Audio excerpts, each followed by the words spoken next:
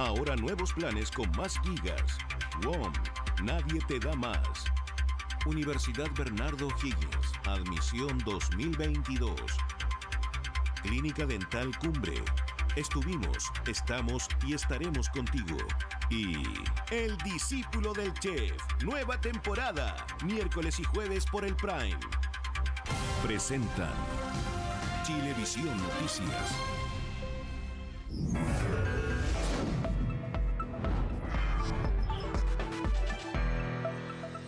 ¿Cómo están? Muy bienvenidos a las informaciones a mediodía en este día post, el día después al proceso eleccionario que vivimos durante la jornada de ayer, que sigue teniendo análisis, reflexiones, sobre todo en torno a las estrategias y lógicas que van a tener los dos candidatos que pasan a una segunda vuelta, José Antonio Kast, 2 puntos por sobre Gabriel Boric, y cómo van a ir a buscar precisamente esos votos para poder ganar la próxima presidencial del 19 de diciembre.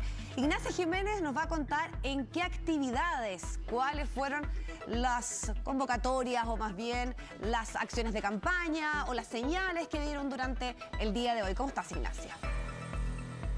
¿Cómo estás, Vivi? Buenas tardes. Tú lo decías, día de reflexión, día de ver cómo encontrar esos apoyos, y algunos quisieron salir inmediatamente a desplegarse en terreno. José Antonio Kast temprano en la mañana hizo un desayuno en Calera de Tango con un grupo de vecinos para hablar sobre sus ideas de vivienda, pero sobre todo para hablar de lo que pasó el día de ayer, que para muchos fue una sorpresa que fuera él quien saliera liderando esta elección con más de un 27% de las votaciones. Decía él que el trabajo que viene ahora es de buscar los apoyos, de conversar con los partidos que respaldaban hasta el día de ayer a Sebastián Sichel, aunque algunos ya transparentaron que van a ir por ese respaldo a José Antonio Kast, y sobre todo también decía él por un despliegue en el terreno, de buscar esos votos que ayer no estuvieron de su lado para intentar ganar esta segunda vuelta presidencial, una segunda vuelta que tiene una campaña bastante corta, 3 semanas de aquí a que se dé esa elección. Ese tiempo de análisis también, dice en otros comandos, análisis para ver hacia qué candidatura dan el respaldo, qué tipo de libertad dan. Ese es el análisis que principalmente hacen hoy día los partidos políticos, y los quiero invitar a que revisemos las declaraciones de José Antonio Kast hoy día en la mañana, que da cuenta también de una conversación que tuvo ayer en la tarde con Sebastián Sichel para hablar sobre el triunfo de José Antonio Kast y también sobre eventuales reuniones que se podrían dar durante los próximos días. Okay. Yo hoy día no puedo decirle, mire, vamos a mejorar esta parte o esta otra parte, porque no nos hemos sentado a dialogar. Esto es en base del diálogo y de las circunstancias que hay. Una cosa era que pasara Sebastián Sichel con Boric, otra era que pasara yo con Boric, podría haber pasado Jana Proboste, podría haber pasado Sebastián Sichel. Las alternativas eran distintas. Yo tuve ayer una buena conversación con Sebastián Sichel. Ayer era el día de los que triunfaron, era el día de recoger también todas las inquietudes de los que perdieron. Fue una conversación que se dio temprano, antes de las 8 de la tarde, porque recordemos que Sebastián Sichel salió antes de esa hora a reconocer su derrota en esta elección presidencial. Una conversación que se dio por teléfono en el ámbito privado, cuando Sebastián Sichel todavía no llegaba hacia su comando en la comuna de Las Condes. La condición, eso sí, todavía de un apoyo hacia la candidatura de José Antonio Kast no está dada, no existe una forma directa del candidato que representaba a los partidos de Chile Podemos Más de respaldar a la candidatura de José Antonio Kast. Tiene que haber un diálogo, decían ayer en el comando, en torno a materias programáticas donde hay diferencias, pero lo que tienen claro es que ellos no están por respaldar aquí la candidatura de Gabriel Boric, que es la otra que pasa a esta segunda vuelta presidencial. Y eso se notó también en un discurso de Sebastián Sichel calmado, abierto a este diálogo, pero donde él reconoce que de aquí en más deja de lado su vida pública, al menos durante esta segunda vuelta presidencial, porque quiere dedicarse a su familia, y después veremos qué sucede. Revisemos esas declaraciones de quien hasta el día de ayer era el candidato presidencial del oficialismo. Ya le mandé las felicitaciones por pasar a segunda vuelta a José Antonio Kast.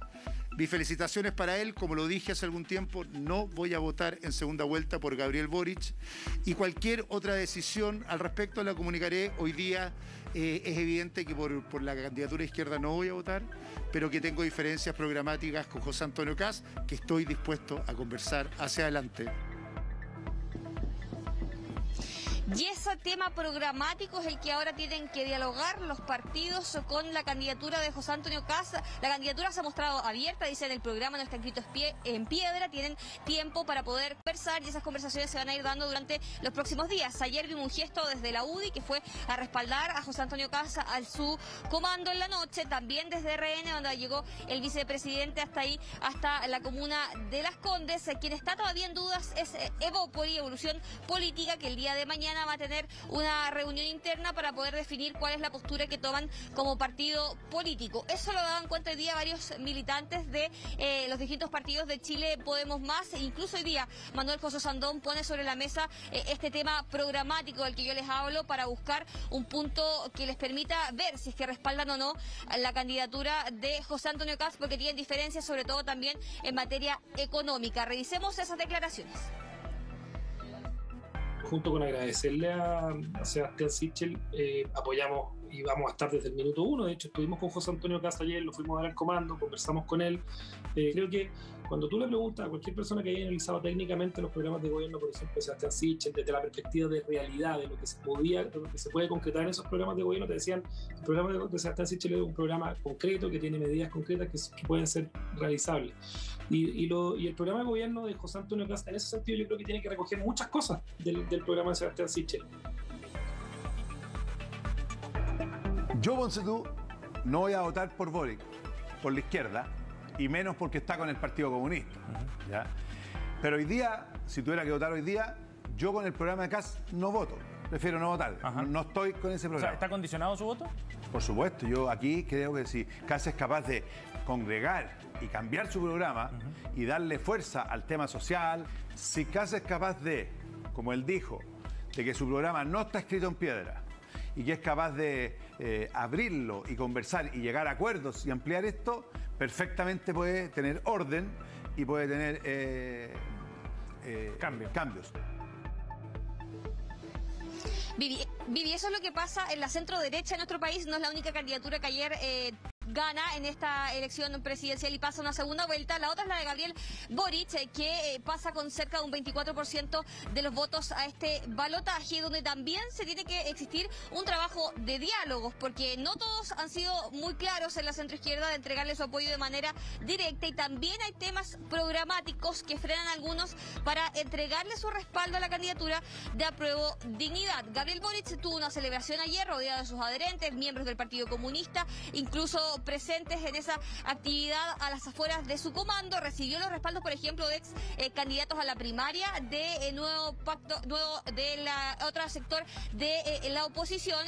Paula Narváez lo hizo a través de redes sociales, y hoy día ese diálogo se tiene que dar. El candidato hoy día temprano tuvo una entrevista con nuestro matinal Contigo en la Mañana, y él daba cuenta de que tiene claro que tiene que salir a buscar los votos, que solo Apruebo Dignidad no va a conseguir ese voto, ese número que necesita de adherentes para poder ganar esa segunda vuelta presidencial. Pero decía que también, además de los partidos políticos o de los distintos apoyos que se puedan dar, se necesita rescatar y ver qué temas de las otras candidaturas se pueden incorporar a su programa para buscar esa unidad de la centroizquierda. Revisemos esas declaraciones.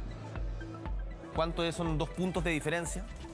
Y que la segunda vuelta está totalmente abierta. Creo que tenemos todas las condiciones para ganarla, y quiero transmitirle a quienes nos estén viendo en la casa de que vamos a hacer todas las revisiones que sea necesario.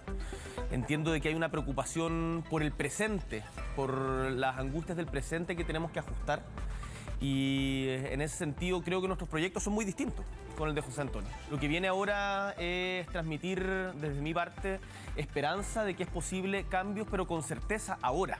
No solamente la promesa de un futuro lejano mejor, sino que hoy día, con el gobierno que nosotros esperamos representar, vamos a estar bien, vamos a estar mejor.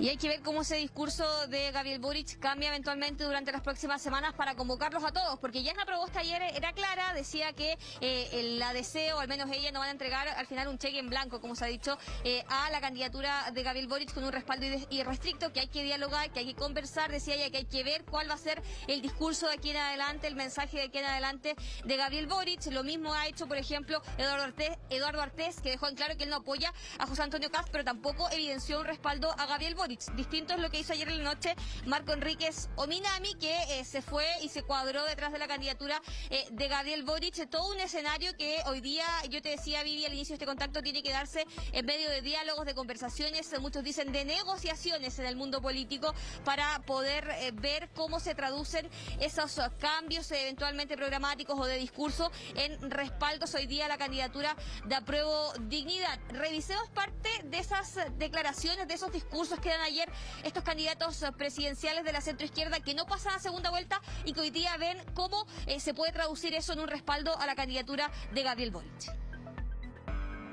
Hoy día, en mi calidad de candidata de la centroizquierda, quiero ser muy clara: uno no puede tener actitudes neutras respecto de este proceso, y nosotros vamos a esperar cuáles van a ser las intervenciones en las próximas horas de Gabriel, esperando en que pueda tener un discurso convocante, un discurso además que se permita recoger parte de nuestro programa, en que asegure transformaciones en paz y en tranquilidad, que es lo que a nosotros nos representa. El pueblo de Chile ha elegido para enfrentar a la extrema derecha a Gabriel Boric. Y usted, diputado, tiene ahora el desafío de darle gobernabilidad a Chile, de construir la unidad. Si usted no une, perderá. Si usted no une, perderemos. Si usted no une, si sigue intransigente, usted le dará la razón al extremismo de derecha. Anuncio que nosotros evidentemente llamamos a una gran coalición para enfrentar a la extrema derecha. Nosotros llamamos a todos los que han votado a fortalecer la organización popular, a seguir luchando por la unidad de la izquierda. ¿Ya? No vamos a llamar de buenas a primeras a votar por nadie, porque también aquellos son responsables de que hoy día se esté dando esta situación en el país. Nosotros vamos a combatir al fascismo y a la candidatura de Kast en todos los terrenos, Más eso no significa que vamos a llamar a votar por otro, porque consideramos de que desde el punto de vista electoral en esta pasada está cerrada la posibilidad. Hay que ver ahora qué pasa, Vivi, con estas reuniones que se van a ir dando durante la semana. Tienen que darse esos diálogos, esas conversaciones, para ver cómo siguen de aquí en adelante estas dos candidaturas que hoy día son las alternativas, las cartas a la moneda. Unos dicen que la mayor de las dudas es lo que pueda pasar con los votos de Franco Parisi, que llegó en tercer lugar en esta primera vuelta presidencial, y ahí tienen que ver cómo de las dos candidaturas quizás recogen parte de esos votos. Una quizás de las dudas más grandes que hay dentro de esta segunda vuelta presidencial es qué pasa justamente con esos casi 900.000 votantes que apoyaron a Franco Parisi. Vamos a ver si también las conversaciones quizás durante los próximos días van aclarando el escenario y dando cuenta también aquí de un despliegue que tienen que hacer los candidatos, tanto José Antonio Kast como Gabriel Boric, en tiempo récord, para buscar a esos votantes que no los apoyaron en esta primera vuelta y tratar de vencer a su adversario ya en esta segunda vuelta en las próximas semanas. Sí, acá hay tema súper claro. Participó la mitad del padrón, o sea, un 47% que está dentro de los márgenes de participación en un proceso eleccionario presidencial. 12,80 tiene Franco Parisi, Jasna Proboste tiene un 11,61 y Sebastián Sichel un 12,79. ¿Dónde se van esos votos? ¿Cómo además también los logran conquistar, ya sea Gabriel Boric o José Antonio Kast? Son los grandes temas que vamos a ver y cómo se definen estos pocos días que nos esperan para la segunda vuelta presidencial. Muchísimas gracias por el reporte, Ignacia. Bueno, y otra de las, podríamos decir, hechos que marcó la jornada de ayer fueron precisamente los locales de votación, donde el cierre tuvo algunos inconvenientes en algunas comunas, no solo de la región metropolitana, sino de gran parte del país, por las largas filas. Largas filas que al final supimos que no era por una mayor participación, Consuelo, sino más bien porque gran parte de los vocales eran nuevos y porque era una elección que además elegía 4 cargos. Así que vamos a conocer también cuál es el balance hecho por el CERVEL, que además nuevamente tuvo una, podríamos decir, acción bastante destacable porque tempranamente tuvimos ya los resultados de las elecciones de ayer. Hola Vivi, muy buenas tardes. Día después de las elecciones, día de muchísimo análisis político sin duda, pero también jornada de balance. Y es por eso que hoy las autoridades del CERVEL hicieron un punto de prensa justamente para hacer un balance de lo que fue la jornada de ayer. Y en términos generales dicen que las elecciones se desarrollaron sin ningún inconveniente de mayor magnitud, se desarrollaron también en paz y fue un proceso que no tuvo ningún tipo de inconveniente, salvo lo que tú mencionabas, esto que ocurrió ya con el cierre de las mesas, que lo vamos a estar comentando más adelante. Pero en primera instancia el presidente del CERVEL sin duda reconoció la labor de todos quienes participaron en este proceso, los vocales de mesa, que tuvieron una jornada ahí bastante larga, también los facilitadores del CERVEL, que en todo momento estuvieron entregando recomendaciones a las personas, y sin duda los delegados de cada uno de los vocales, la Junta Electoral, bueno, todos finalmente quienes son parte de este proceso. Y en ese sentido también reconoció la alta participación de estas votaciones, alta en comparación a otros procesos, aunque solamente votó el 47,34% del padrón electoral, lo que son 7.115.590 personas según este último balance, por debajo de lo que habíamos visto para el plebiscito del apruebo y del rechazo, pero superior, por ejemplo, a lo que se vio en la segunda vuelta presidencial del año 2017. Y en ese sentido también lo que decía el presidente del CERVEL es que es importante motivar a quienes no fueron a votar para que sí lo hagan en la segunda vuelta del 19 de diciembre, considerando sin duda la importancia que tiene esta elección presidencial que se va a llevar a cabo entonces ese día. Los invito a que revisemos parte del balance que hizo el presidente del CERVEL en términos generales de cómo se desarrolló todo este proceso el día de ayer. Esta elección ha tenido una buena participación, 7.115.590 electores, que corresponden al 47,34%. Es mejor si comparamos con la de 2017, primera vuelta, también con 4 votos realizadas en un solo día. Es superior a la segunda vuelta presidencial del 2017, pero sin embargo es inferior al plebiscito del 2020, ¿no es cierto?, que superó bastante con creces los 7 millones, acercándose a los 7,5 millones. Hay entonces el balance en cuanto a la participación, pero también sin duda se le consultó al presidente del CERVEL por esta situación que mencionábamos al principio. Votantes que acusan que llegaron a su recinto antes de las 6 de la tarde y que no pudieron votar porque había largas filas a esa hora aún en estos establecimientos, porque el proceso de votación era un poco complejo, considerando que eran 4 papeletas, algunas de ellas bastante largas, algunas personas tenían alguna dificultad ahí con doblar, por ejemplo, estos votos, entonces se tomaba mayor tiempo en el local de votación para poder hacer todo este proceso. ¿Qué fue lo que dice el presidente del CERVEL respecto a este tema? Que efectivamente pasó esa situación en algunos colegios, él lo reconoce de forma inmediata, pero sí señala que cuando se conoció esta situación, ellos tomaron contacto directamente con los delegados de cada uno de estos recintos donde estaba ocurriendo eso y les informaron que la ley establece que si a las 6 de la tarde esas personas habían hecho su ingreso al local de votación, tenían que permitirse que pudieran votar. Y bien, si habían llegado a la fila afuera antes de esa hora también. Lo distinto, eso sí, ocurre con aquellas personas que llegaron después de las 6 de la tarde, aunque sea pasados solamente unos minutos, esas personas no podían votar. Y lo que se hizo así ahí fue darle la instrucción a aquellos delegados para que reabrieran estos establecimientos y efectivamente pudieran votar todas las personas que estaban ahí antes de las 6 de la tarde. Lo que sí, probablemente algunas personas que llegaron y se encontraron con esta situación se devolvieron a sus casas y se quedaron sin la posibilidad de votar en este intertanto en que se comunicaban con el CERVEL y se les ordenaba finalmente la reapertura de este local de votación, pero lo que señalaban las autoridades es que son casos puntuales, casos menores, pero que en su mayoría todas las personas pudieron ejercer su derecho a voto el día de ayer. Y ahí un llamado bien importante, porque el 2024 vamos a tener otra elección muy grande. De hecho, ahí se van a elegir gobernadores regionales, consejeros regionales, concejales y alcaldes. Así que ahí las papeletas sí que van a ser muy grandes, van a haber aproximadamente 20.000 candidatos según las proyecciones que tiene el CERVEL.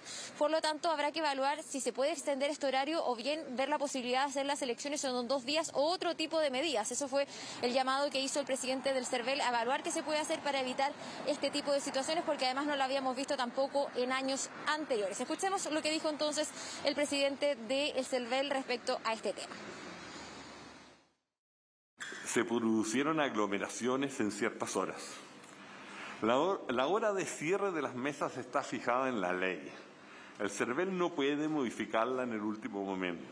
Sin embargo, la misma ley extiende el plazo de cierre mientras existan electores en disposición de votar. En los locales se permitió el ingreso de electores a las 18 horas que estaban esperando sufragar dentro y fuera de los locales. El director nacional tomó contacto con el jefe de la fuerza de la región metropolitana para que se abrieran algunos locales. Hay entonces la explicación del presidente del CERVEL respecto a esta situación, y habrá que evaluar entonces posibles medidas para que esto no vuelva a ocurrir en otros procesos, sobre todo cuando son más de una elección, cuando es más de una papeleta. Se hace un poco compleja la situación, así que habrá que ver cuáles son las medidas que se pueden tomar en ese sentido. Y también durante este balance que hicieron las autoridades del CERVEL en esta jornada, hablaron de la polémica situación de la ex candidata a la gobernación de la región metropolitana, Karina Oliva. De hecho, entregaron detalles sobre las cifras que dan cuenta justamente de la rendición de cuentas de esa votación. En cuanto a los convencionales constituyentes, eso ya está resuelto, ya fue zanjado todo ese proceso, pero aún queda pendiente la revisión de algunos antecedentes de los alcaldes, concejales y gobernadores. En ese sentido, se presentaron 15.952 cuentas para que fueran revisadas por el CERVEL, y de esas 7.111 fueron observadas y 7.394 solicitaron reembolsos por un monto que bordea aproximadamente los 25.300 millones de pesos. De esos millones de pesos, 5.000 aproximadamente fueron rechazados, y en el 13% de estas rendiciones se abrieron procesos administrativos. Lo que dice el CERVEL respecto particularmente a la candidatura de Karina Oliva es que efectivamente van a presentar todos los datos al Ministerio Público. Esto por contradicciones que se han ido presentando, sobre todo una vez que ella comenzó a dar entrevistas en los medios de comunicación. El CERVEL señala que hay ahí algunas contradicciones y que por lo tanto van a poner ya todos estos antecedentes en manos del Ministerio Público, porque además recordemos que es el único organismo que finalmente está autorizado para presentar una denuncia y que se investigue, algún eventual delito electoral. Ayer la candidata, de hecho, al momento que fue a votar, se le trató de consultar por esta situación. Ella no se quiso referir mayormente, y probablemente tiene relación con eso, que una vez que ella comenzó a dar entrevistas sobre este tema, fue ahí cayendo quizás en confrontaciones con el mismo discurso que ella había dado anteriormente. Por lo tanto, quizás eso tiene mucha relación con que ayer no haya querido referirse en mayor profundidad a este tema, pero probablemente va a seguir generando entonces reacciones luego de este anuncio del CERVEL. Escuchemos lo que dijeron respecto a este tema. En relación a la declaración o rendición de cuentas de la candidata señora Karina Oliva, y en atención a antecedentes nuevos y contradictorios con lo que dicha candidatura nos aportó en su momento, el Servicio Electoral ha tomado la decisión de hacer la denuncia respectiva ante el Ministerio Público, con el objeto de que en ese proceso investigativo se llegue a determinar la comisión o no de eventuales delitos electorales.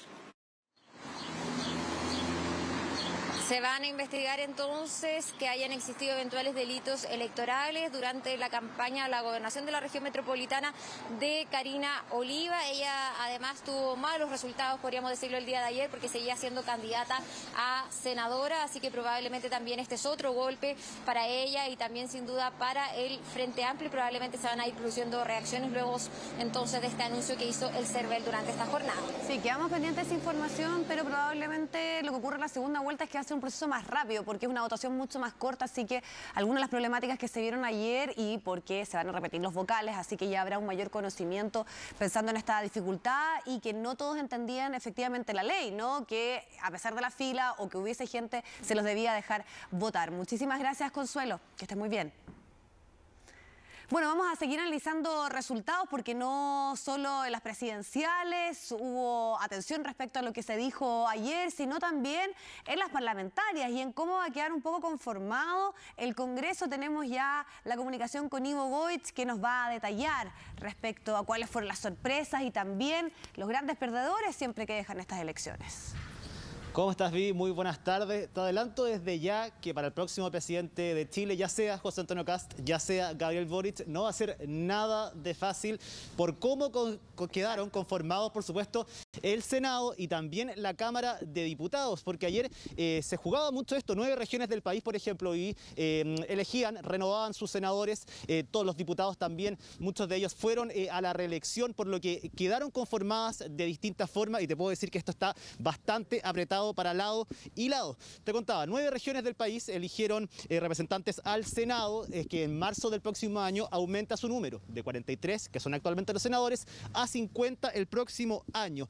Y quiero decirte que está 50 y 50 si es que lo vemos en número, porque Chile Podemos Más obtuvo 24, se suman a los que ya estaban porque no todos iban a la elección, 24 más Rojo Edwards del Partido Republicano, por lo que hace 25. Ella tiene prácticamente la mitad. Otra cosa importante que pasó en el Congreso es, tras 48 años, la representación del Partido Comunista, que vuelve al Senado con 2 candidatos que ganaron ayer, Claudia Pascual en la región metropolitana y en la región de Coquimbo, Daniel Núñez, por lo que había mucha alegría también en el Partido Comunista y también en el pacto Apruebo Dignidad. Grandes ganadores de la jornada podríamos nombrar algunos como Fabiola Campillay, Karin Bianchi, con muy buenas votaciones, muy buenos porcentajes, pero lo de Fabiola Campillay es, había especulación acerca de cómo le podía ir finalmente, porque ella iba sin apoyo de ningún partido, independiente, totalmente fuera de todo pacto, y obtuvo 402.000 votos en la elección del día de ayer. Sacó solo ella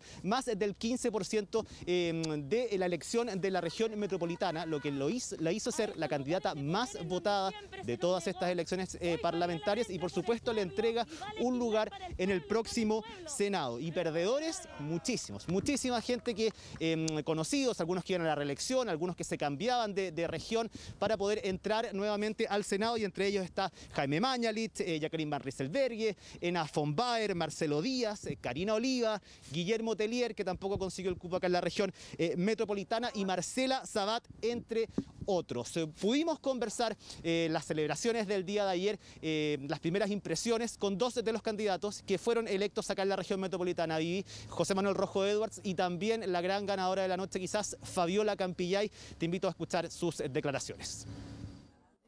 Queremos que esto sea para todos, porque hoy Fabiola Campillay no va sola, va con el pueblo, va con la clase obrera, trabajadora.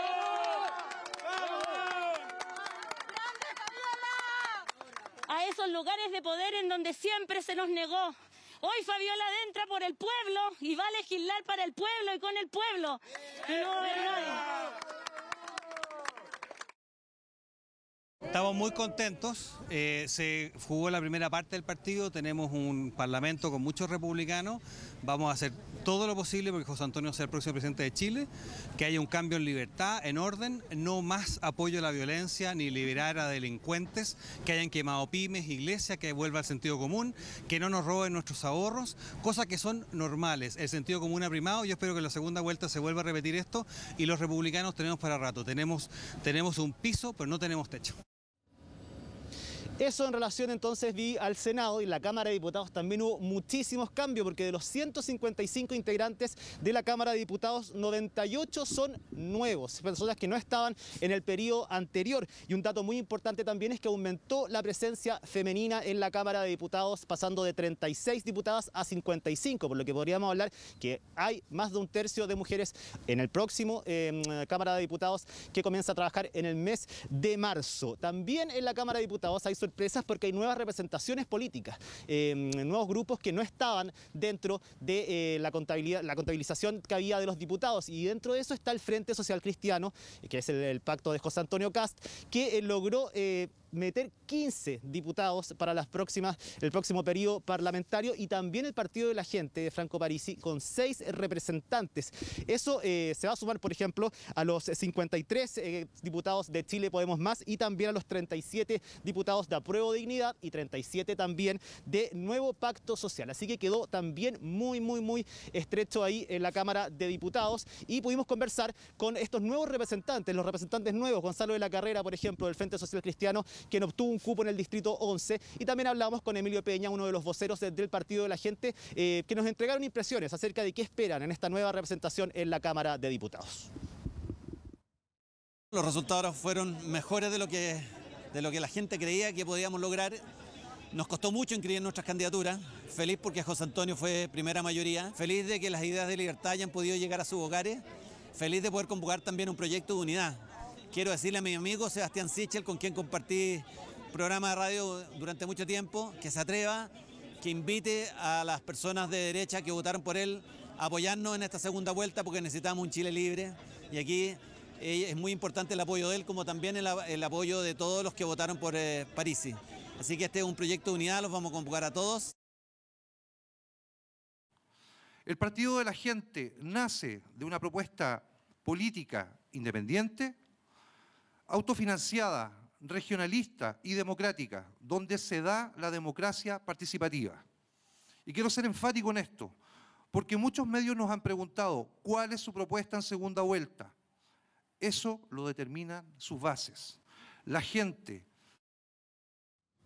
Ahí escuchábamos entonces a Emilio Peña, a Gonzalo de la Carrera, Partido de la Gente y el Frente Social Cristiano, que tendrán sus representantes también en la Cámara de Diputados, e incluso el Frente Social Cristiano tendrá un representante en el Senado, José Manuel Rojo Edwards. Eso por un lado, y también algo que siempre llama la atención en vivir las elecciones parlamentarias, sobre todo, es que este sistema de arrastre, el sistema de proporcionalidad, que muchas veces hay que estar atentos, porque no solamente vale cuántos votos saques tú, hay que ver cuántos votos saca la lista en general, los subfactos que hay dentro también de estas listas, por lo que muchas veces permite que candidatos que en verdad tengan una muy buena votación comiencen a arrastrar a algunos que tienen muy baja votación. De hecho, hay candidatos que van a entrar a la Cámara de Diputados con menos de 1000 votos, algunos con menos de un 1% de todos los votos también. Y un caso particular fue el de la diputada Carol Cariola, quien arrastró a 2 compañeros de su lista, y junto a ella entró otro más. Entonces fueron 4 personas de Apruebo de Dignidad que lograron entrar en el Distrito 9 que representa la diputada Carol Cariola. Ese fue un caso de los más emblemáticos, pero que pasan y pasaron en todo Chile,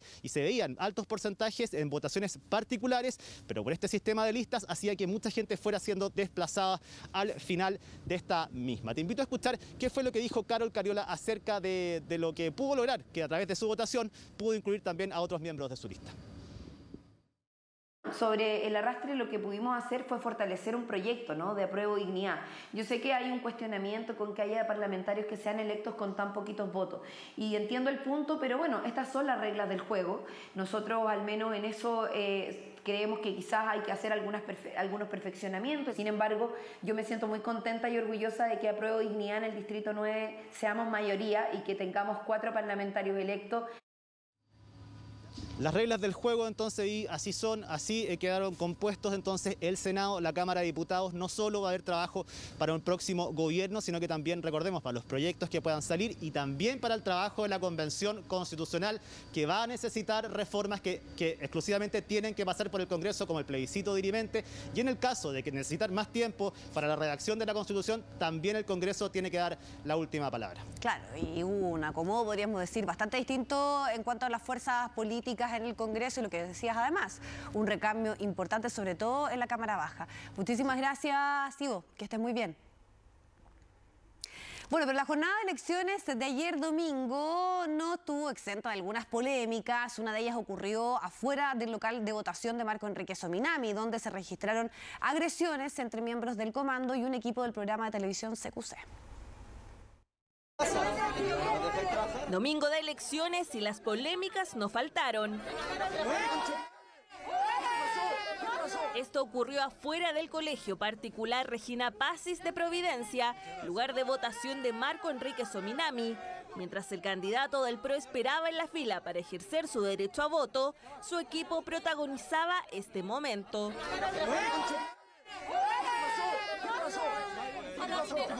¿Quién te pegó, compadre? CQC. Es totalmente inaceptable. Y el señor periodista de CQC, camarógrafo, perdón, me pegó con el cacho de la cámara. Yo sé que ustedes tienen ética. Y esto es absolutamente incomprensible. Dicen que hubo empujones también. No, nosotros estábamos limitando la distancia, estamos en pandemia. No, yo estaba cubriendo la espalda del candidato y me pegó con el cacho de la cámara en la cabeza. Sin embargo, el equipo de CQC acusó que desde el comando de Meo también hubo agresiones. Claro, ahí en las piernas nos muestra las agresiones que no fue como ustedes lo dicen. A la Simone le estaban pegando desde que llegamos y le empezaron a pegar duro. Y después a mí me empezaron a pegar, lo tengo grabado, y uno me amenaza, me dice, te voy a sacar la cresta, y me empezó a patear por abajo. La periodista a la que se refiere el camarógrafo es Simone Mardones, integrante del programa Caiga Quien Caiga, quien también denunció las agresiones. No nos dejan entrevistar, me empujan, me pegan, me han pegado, me rasguñaron, me amenazaron, me dijeron no lo sigáis haciendo, me pegaron por abajo. Entonces, ¿qué es lo que pasa? ¿Quién la agredió? Mujeres de las personas del comando de Marco Enrique. Le dijimos a Marco Enrique, no nos están dejando entrevistar, me empujaron codazo. Fue una defensa del camarógrafo, tú podrás hacer el juicio de valor si te parece que es correcto o no. Evidentemente que puede ser no lo más correcto, pero hay que estar en una situación así, con una barra brava que viene detrás, cuando nosotros simplemente venimos a hacer preguntas, además en una candidatura que no vamos a decir que está moviendo la aguja tampoco, o sea que pensamos que iba a ser un color, algo simpático y todo el tema. Minutos más tarde, tanto el asesor de Meo como el equipo de Caiga Quien Caiga denunciaron el hecho a personal de Carabineros. Finalmente el camarógrafo fue ingresado por Carabineros a un retén móvil para tomarle la declaración en una comisaría.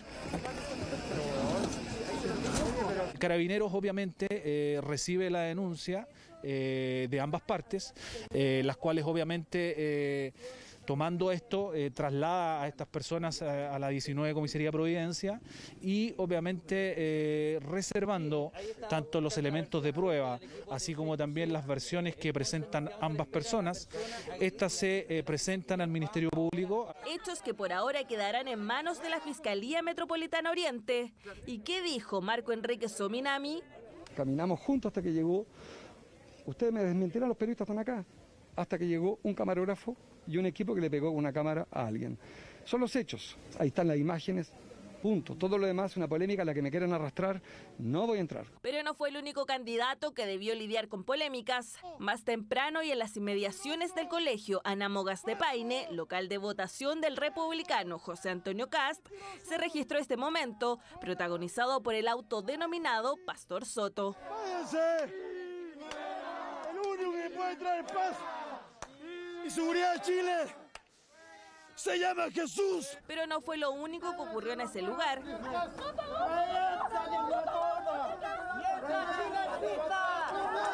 Minutos más tarde se generó una discusión entre quienes apoyaban al candidato y quienes no.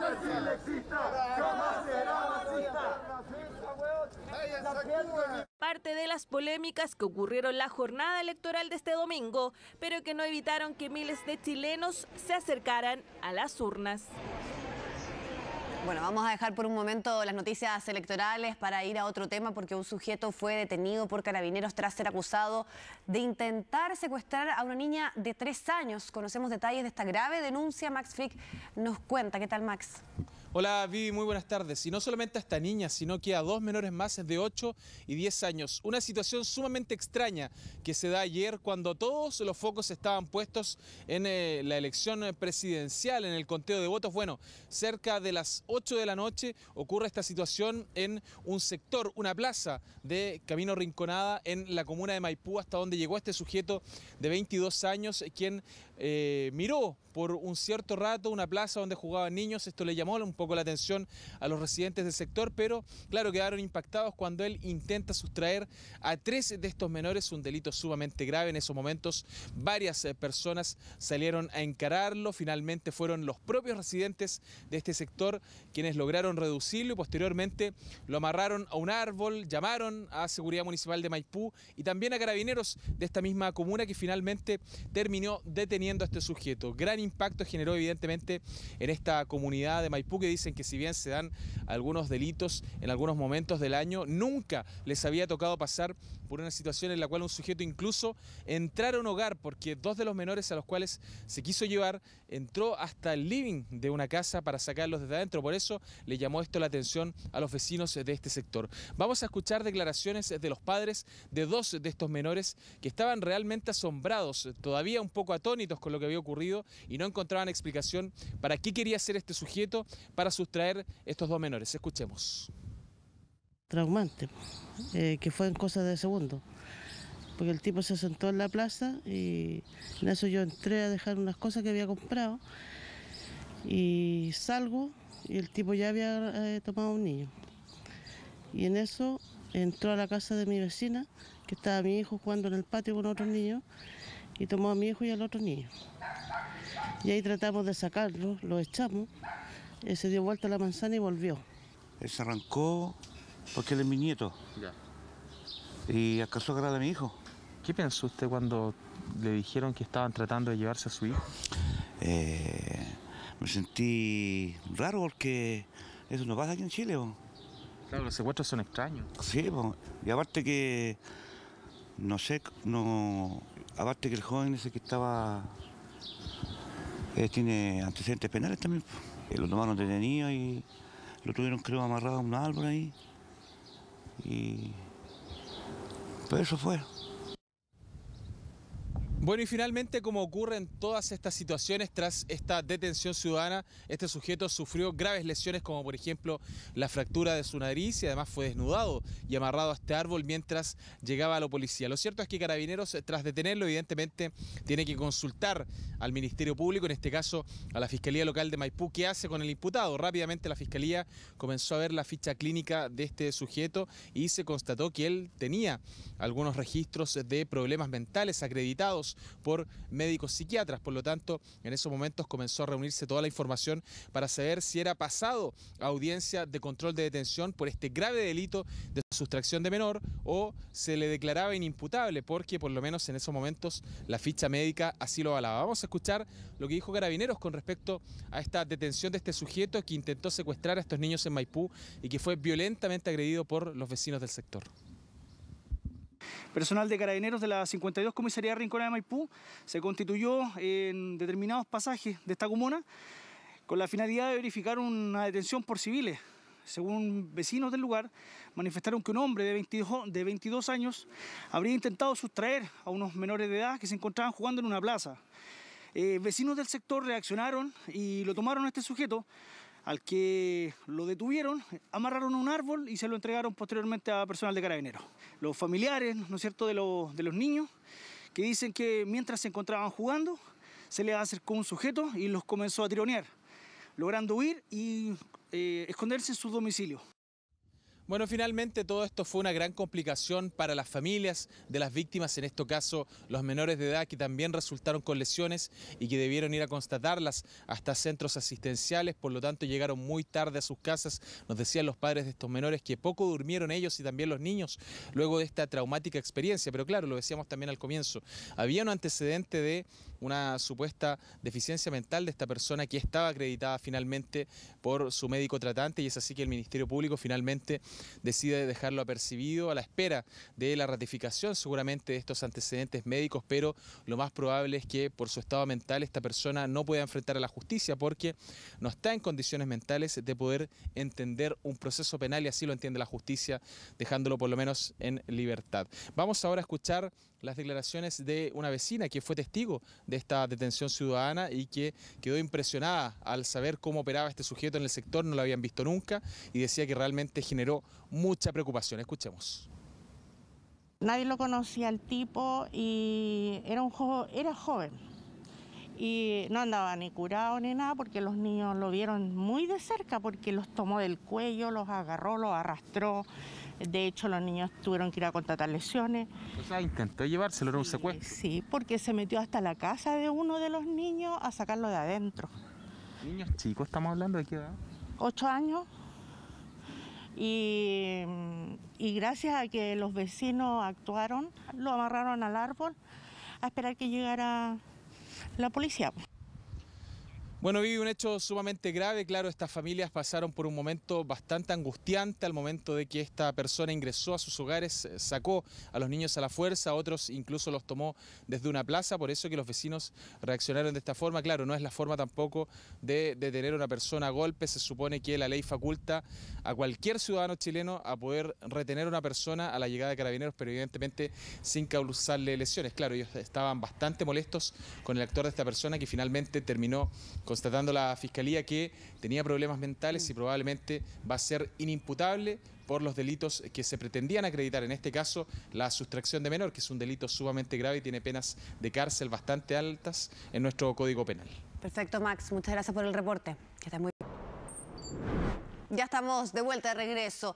Ayer fue una jornada intensa, como suelen ser los procesos de elecciones, pero esto se vio exacerbado por las largas filas, por tiempos que estaban entre 30, 1 hora, 2 horas y el calor además. Y hubo, por ejemplo, un colegio en la comuna de Ñuñoa, donde pasadas las 10 de la noche se seguía votando. Vamos a conocer más detalles. Carola Garrido nos va a contar. ¿Cómo estás, Carola?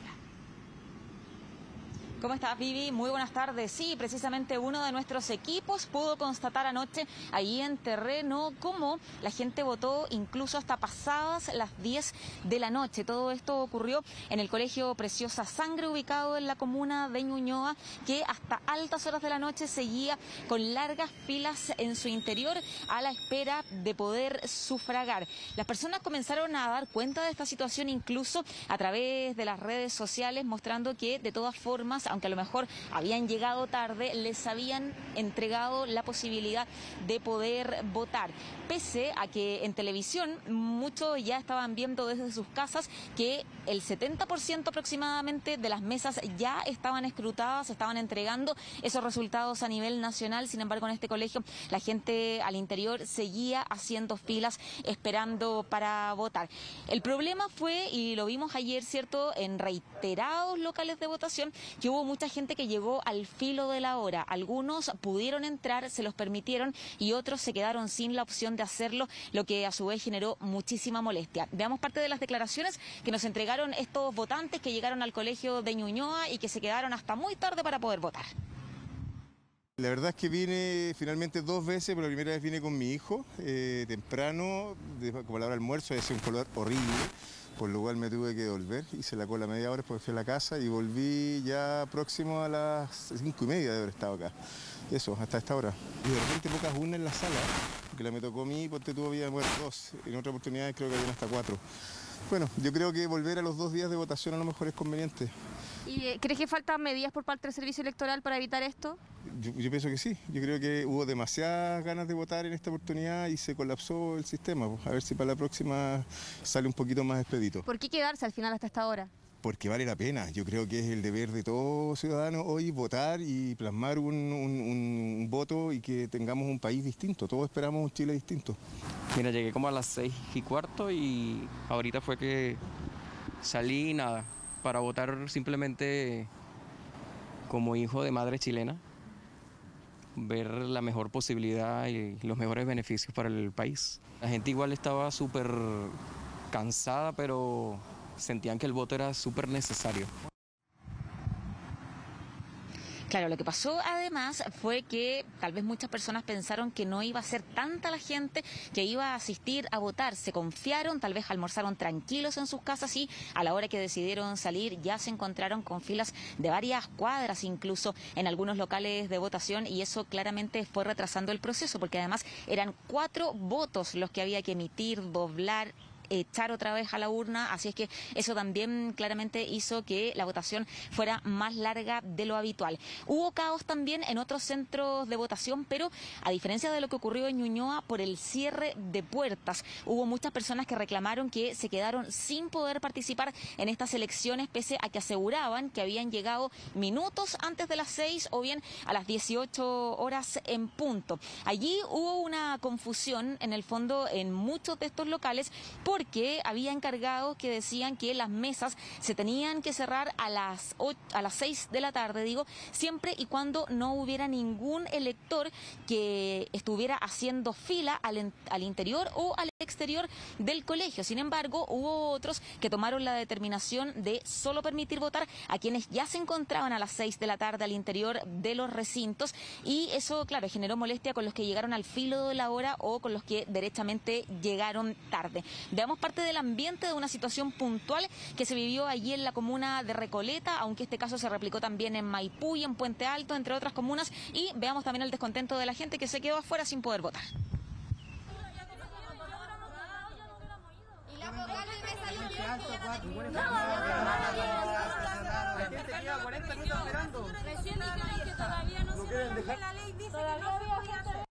¿A qué hora cerraron la reja? ¿A qué hora llegó usted en particular? A las 6, un minuto, ella estaba a las 6. Yo llegué a las 6 también. ¿Y había fila afuera? Había más de 300 personas. Si ese es el problema, que haya más de 300 personas. Usted la veo, por ejemplo, llegó aquí con muletas. Me imagino que le costó llegar a votar. Me decían algunos que venían de otras comunas. Porque yo vengo de Quilicura, se demoró mucho la micro en pasar, como media hora. Y después tengo que tomar otra micro para acá. Llega acá y finalmente no hubo, pero que valiera, no la dejaron entrar. No dejaron de entrar, no. ¿Por qué no se vio más temprano? Ella sabe el problema de uno. La delegada del colegio. Claro, entonces, ¿por qué hablan cosas si no saben el problema de uno?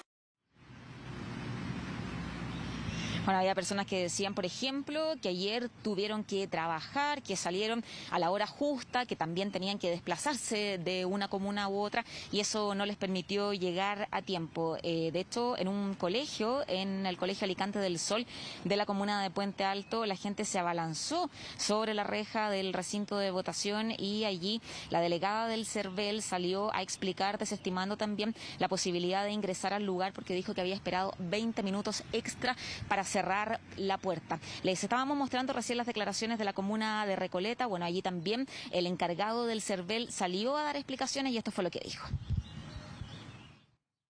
Mientras haya un votante a las 6 de la tarde esperando para votar en una mesa X, esa mesa no puede cerrar. Ya en este colegio en particular, que es el República del Paraguay de Recoleta, la información que yo manejo es que el delegado de la Junta Electoral ordenó el cierre del establecimiento. Yo hablé con él personalmente, le expliqué que nuestra interpretación legal es que mientras hubiese un votante esperando votar, no pueden cerrar la mesa. Y en este caso, él podría, por ejemplo, ser afecto de alguna sanción al no hacer caso a la ley finalmente. Mire, nosotros lo que yo estoy haciendo en particular es informar al CERVEL, ya, para que ellos determinen si existe un procedimiento administrativo sancionador o algún tipo de otra medida. Bueno, él lo mencionaba también Vivi, quedó un poco a la interpretación la información entregada por el CERVEL. Es por eso que algunos decidieron darse el tiempo con un trabajo mucho más extendido, sin duda, para los vocales de mesa, dejando votar gente, como decíamos, en el caso de Ñuñoa, hasta las 10 de la noche, y otros que definitivamente cerraron la mesa, cerraron las puertas del establecimiento, sin dejar la opción a las personas que habían llegado tarde de poder votar con todos los reclamos que ya revisábamos. Claro, ahora el tema es que la ley es bien clara y hay que respetarla, y vamos a ver qué ocurre también una jornada que se acerca, donde probablemente haya más calor, pero que puede ser un poco más corta, porque solamente es una segunda vuelta, no hay otros cargos, y eso puede ayudar a que el proceso sea un poco más ágil. Muchísimas gracias, que estés muy bien. Bueno, analizábamos un poco los resultados, cuáles habrían sido las grandes derrotas, tal vez los triunfos más sorpresivos, pero concentrémonos específicamente en el Senado. Javier Espinosa nos va a detallar esta composición, cuánto cambió un poco a lo que conocemos ahora en relación a las fuerzas políticas que componen el hemiciclo. Tú nos cuentas, Javier. Hola Vivi, ¿cómo estás? Muy buenas tardes. Claro, hay que considerar esto porque el escenario cambia bastante. Se vivió una elección que fue muy tensa por muchos momentos y que hoy ya en la jornada más bien de análisis, que es la que vivimos tradicionalmente el día después de las elecciones, ya podemos ir detallando más. Tú lo decías, es un nuevo orden el que se ha establecido en el Senado, donde la derecha, la centro derecha y la derecha poseen una mayoría, por lo menos el 50%, y eso les va a permitir a esta parte, ¿no?, de las opciones políticas, la derecha y centro derecha, poder negociar, poder enfrentar de mejor manera las discusiones, sobre todo que pasen a llevar algunos temas valóricos, nos decían durante esta jornada. Es decir, van a sentir que quizás tienen, como se dice, el sartén por el mango en esta ocasión, por lo menos para negociar, no para imponer siempre su postura, pero sí por lo menos para poder poner los temas sobre la mesa y discutir con el respaldo que le da a tener un número importante. Estamos hablando que, por ejemplo, la representación de la derecha sube de 19 a 25 parlamentarios, son 22 senadores de Chile Podemos más uno del Frente Social Cristiano. Hay que sumar también a Kenneth Pug y a Carmen Gloria Aravena, claro, porque precisamente el Frente Social Cristiano tiene ahora un representante. Es decir, dentro de los cambios que existen en la Cámara Alta también hay que contemplar que hay nuevos bloques, nuevos conglomerados políticos que se suman a la Cámara Alta. Vamos a escuchar también a una de las voces que fue sin duda una de las grandes revelaciones por la cantidad de votos que obtuvo. 336.323 votos son los que llevan a Fabiola Campillay como candidata independiente ahora a el Senado como senadora electa. Escuchémosla a continuación. La verdad es que lo esperábamos porque yo sentía que toda la gente me iba a apoyar como lo hizo hasta ahora. Estoy muy feliz, estoy muy contenta y nada, ahora lo que estamos haciendo es, lo que viene es celebrar y después pensar ya en mañana, pero hoy es celebración, es con mi gente. Ahí estaban las palabras de Fabiola Campillay, quien llega entonces al Senado con un número importantísimo de votos. Se da también otro escenario que es muchos exdiputados que van a ser futuros senadores. Pasa en este caso con Luciano Cruzcoque, quien obtuvo el cupo, además de Alejandra Sepúlveda, Javier Macaya. Son varios diputados los que logran escalar hasta el Senado. Entre ellos, Karim Bianchi, quien era diputado independiente por Magallanes y que se enrosca con su padre, Carlos Bianchi, quien era el senador independiente, y él baja, valga redundancia, a la Cámara Baja, mientras que Karim Bianchi sube a la Cámara Alta. Son los escenarios que van cambiando de este panorama, de este nuevo panorama que van a enfrentar también los senadores que salieron reelectos, como Manuel José Osandón. Hablamos con él. ¿Cómo se viene esta situación? Pensando además que se incorpora nuevamente el Partido Comunista con 2 representantes a la Cámara Alta. Escuchemos a continuación a Manuel José Osandón.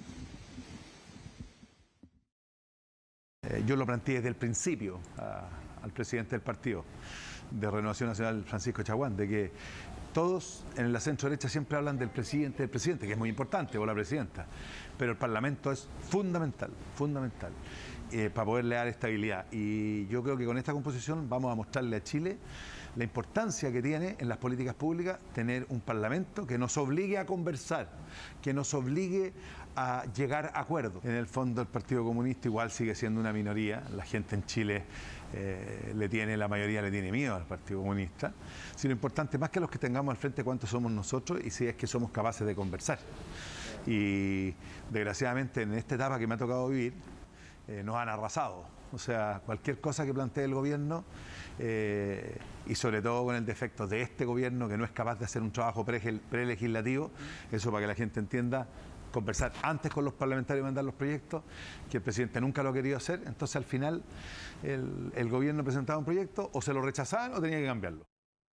La nueva correlación de fuerzas del Senado claramente nos obliga a tener capacidad de entendimiento, capacidad de diálogo, tener un programa importante de transformación del país, pero también con mucha articulación, con mucha capacidad de convencer y tener las mayorías necesarias. Recordemos que hay 25 senadores de oposición, 25 de gobierno, y eso tiene que ser una lectura adecuada por parte de los actores políticos y particularmente de quienes queremos avanzar en transformaciones en este país. El escenario actual del Senado ha sido calificado como histórico. Se puede decir que la derecha tiene el 50% de la presencia en el Senado, pero es una nueva derecha con también el Partido Republicano presente, así es que hay que esperar para ver cómo va a funcionar eso. Eso en cuanto al Senado. En cuanto a la Cámara Baja, ni hablar de los 1.200 y algo más de candidatos para 155 cupos. Podríamos destacar, Vivi, que aumenta la presencia femenina de manera importante. Hay 55 mujeres en la Cámara Baja, que es un 10% más de lo que ya estaba en el ahora antiguo mapa mapa parlamentario. Claro, hay un reacomodo, podríamos decir, en lo que conocíamos hasta ahora, ni tampoco una gran fuerza mayoritaria, así que vamos a ver también cuál será el rol de los partidos, de los posibles acuerdos con esta nueva composición del Senado y también de la Cámara Baja. Muchísimas gracias, que estés muy bien. Ya estamos de vuelta y hay que seguir analizando lo ocurrido ayer y para eso ya establecemos el contacto de inmediato con Marco Moreno, director de la Escuela de Gobierno de la Universidad Central. Muchas gracias por estar nuevamente post otra jornada electoral para conversar con nosotros, Marco. ¿Qué tal? Hola Viviana, ¿cómo estás? Buenas tardes. Bueno, estaríamos todo el día, pero en razón del tiempo voy a partir preguntándote, Marco, por los resultados obviamente en la presidencial. ¿Qué va a ocurrir en este tiempo, que es muy corto, con miras a una segunda vuelta? Sobre todo porque todos concluyen que tienen que los dos candidatos ir a buscar el centro. Un centro, eso sí, además también, ya sea centro izquierda como centro derecha, que ha ido perdiendo fuerza electoral en los últimos resultados. Entonces, ¿cómo analizas tú lo que tenga que hacer José Antonio Kast y también Gabriel Boric por ir a buscar esos votantes? Bueno, efectivamente, en estos días que restan para la segunda vuelta, el próximo 19 de diciembre, los candidatos se van a tener que concentrar en dos frentes, diría yo. El primero es efectivamente los votos que estuvieron presentes ayer, ¿no? Y que se distribuyeron entre Franco Parisi, Gianna Proboste, Sebastián Sichel y Marco Enrique Ominami y Eduardo Artés, ¿no? Ahí hay una cantidad de votos, un bolsón muy importante. Recordemos que los votos no son endosables, por lo tanto es muy difícil que un candidato necesariamente llame a llamar a un candidato derrotado o candidata derrotado, solo con su llamado a votar por otro pueda conseguir que estos votos sean trasladados. Por lo tanto, van a tener que hacer un esfuerzo muy importante tanto Gabriel Boric como José Antonio Kast por con sus propuestas, con su discurso, atraer a esos electores que votaron por otros candidatos. La tarea no es fácil, especialmente pensando en los 900.000 votos de Franco Parisi. Sabemos que ese es un votante antipolítica, ¿no es cierto?, con un discurso fuertemente centrado en la crítica a los partidos políticos, al Parlamento, ¿no?, al sistema en general. Diríamos que un voto antisistema y por lo tanto no va a ser fácil llegar a esos 900.000 electores que votaron durante el día de la jornada del día de ayer. ¿Cuesta darle una identidad al voto, a los votantes más bien de Franco Parisi, dónde se podrían ir eventualmente? Mira, de lo que sabemos, Viviana, es que la vez anterior, el año 2013, cuando también compitió Franco Parisi en la candidatura presidencial, llegó cuarto, sacó 600.000 votos. Una parte importante de esos votos fueron a la candidata de la entonces derecha, Evelyn Matei. Por lo tanto, suponemos ahora que un porcentaje también importante de la votación de Franco Parisi el día de ayer podría irse al candidato José Antonio Kast. Pero también otra parte importante podría abstenerse, ¿no? Y ahí hay una señal de alerta porque efectivamente algunos de esos electores podrían optar por no concurrir a la segunda vuelta porque sienten que ninguno de los candidatos representa lo que planteó Franco Parisi, ¿no? Por lo tanto, ese bolsón de votos es el que tendrían que ir a buscar, pero también hay otro bolsón de votos, para decirlo de esta manera, que son los que no concurrieron a votar. Hay mucha gente que ayer no fue a votar y dijo me voy a guardar para la segunda vuelta, ¿no? Si pensamos en la votación del plebiscito donde votaron 7,5 millones de personas y ayer domingo votaron un poco más de 7 millones, podríamos decir que hay 400.000, 500.000 personas que eventualmente, si son convocados, podrían ir a votar. Por lo tanto, los candidatos se van a tener que extremar en movilizar no solamente a los electores que participaron, sino que también a los que no lo hicieron. Te iba a preguntar si efectivamente, porque fue un 47% de la participación en torno a los rangos que se han tenido en los últimos procesos, pero hay una mitad del padrón que no participa. Entonces, tal vez hay que concentrarse en ello. Y además, ¿cuánto de, por ejemplo, el ADN, en los principios programáticos que hay detrás de los candidatos, tienen que irse dejando para precisamente hablarle a una mayoría más amplia que la que tienen ahora? Bueno, muy interesante lo que tú dices, porque en realidad el candidato que va a ganar la elección el 19 de diciembre es aquel que sea más flexible, es aquel que no se encuadre en lo que son los lineamientos programáticos que tenía antes o durante la primera vuelta. Es aquel que logre de alguna manera conectar de mejor manera con esos públicos que hoy día no están tan politizados, ¿no? Es la gente que quiere solucionar sus problemas, pero no necesariamente piensa en las soluciones del tipo político, sino que también en soluciones reales. Por lo tanto, creo que también van a tener que los candidatos flexibilizarse frente a esas posiciones. El candidato que más flexibilice, el candidato que esté más dispuesto a modificar su estrategia, probablemente se quede con el triunfo el próximo el próximo 19 de diciembre. Sí.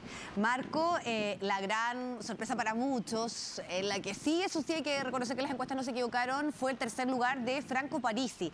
Y no deja de ser especialmente llamativo lo ocurrido en el norte, un 23 en la región de Atacama, en Antofagasta, un 33, un 23 en la región de Coquimbo, y además también salió segundo, por ejemplo, en otras regiones de nuestro país. ¿Qué pasa con ese votante del norte que se volcó con mayorías bastante considerables hacia Franco Parisi? ¿Y qué hay detrás un poco también de un candidato que no estuvo en nuestro país, que además también no participó en los debates televisivos? Entonces, ¿cómo analizas esta fuerza que además ahora tiene una representación parlamentaria bien llamativa? Sí, bueno, ese es un elemento importante porque la votación de Parisi no solamente lo posicionó en el tercer lugar, sino que además le permitió elegir 6 diputados, ¿no? Sí. Lo que puede ser una bancada del Partido de la Gente en el próximo Congreso. De alguna manera creo que los electores que votaron por él, especialmente en el norte, sienten que lo que planteaba Franco Parisi en términos de los temas de la migración, el tema del empleo en esa zona, le hace mucho más sentido, conectan de mejor manera con esos planteamientos. Y por eso que te decía antes que los candidatos, digamos José Antonio Kast o Gabriel Boric, van a tener que también adecuar sus propuestas para poder recoger a esos electores que en el norte le dieron una mayoría importante a Franco Parisi. Él había tenido un buen desempeño también en el año 2013 en esta misma región, ¿no? O en el norte del país. Logra conectar de mejor manera con los problemas que hay allá en esa zona y los traduce en soluciones, sencillas a problemas que por supuesto son complejos. Y está el segundo elemento que tú señalabas. Él, al no estar en Chile, no haber estado nunca desde que se inscribió hasta el día de las elecciones de ayer, no queda expuesto tampoco al escrutinio público, ¿no es cierto?, que hacen los periodistas, por ejemplo, los analistas que lo podrían interpelar en los debates, ¿no es cierto?, o en las otras instancias donde él tendría que responder. Por lo tanto, él actúa de manera desintermediada de los medios de comunicación, no depende de los medios porque lo hace a través, ¿no es cierto?, de las plataformas sociales para comunicarse con esos ciudadanos y evita con eso, de alguna manera, ¿no es cierto?, el verse expuesto al escrutinio, como decía, por ejemplo, de los medios de comunicación. Sí, además también las redes como una gran fuerza de injerencia en los procesos eleccionarios, lo que constató lo ocurrido durante la jornada de ayer. Muchísimas gracias, Marco, por tu tiempo y la posibilidad de seguir analizando los resultados de la jornada. Que estés muy bien. Buenas tardes. Chao, que estés bien, Viviana. Buenas tardes. Bueno, no solo acá hubo que analizar lo ocurrido, Jacinta Molina nos va a contar de las reacciones en el mundo a un proceso que desde ya, antes de lo ocurrido y los resultados, algunos planteaban como las elecciones más polarizadas de los últimos años en nuestro país. Jacinta Molina, tú nos cuentas cómo miraron este proceso desde afuera. Así es, ¿cómo estás, Vivi? Buenas tardes. Porque las reacciones en el mundo no se hicieron esperar, incluso por parte de algunos medios que llevaron en portada el resultado de estas elecciones en Chile. Es el caso del diario Clarín en Argentina. Ustedes ven ahí la portada: Chile, el conservador Salvador Kast se impone al izquierdista Boric, pero habrá balotaje. Parte de las reacciones en este caso está en la portada esta información y habla de la relevancia que le han dado en este medio de comunicación. Y al otro lado de la cordillera también a los resultados de las elecciones en Chile, porque lo cierto es que son varios los medios argentinos también que fueron siguiendo el resultado de estos comicios en esta oportunidad. Pero tenemos otros medios que queremos compartir con ustedes para ir analizando las repercusiones en el mundo de una elección que fue muy seguida, probablemente más que otras. Vemos ahí algunas reacciones también internacionales por parte de algunos líderes de partidos políticos que han felicitado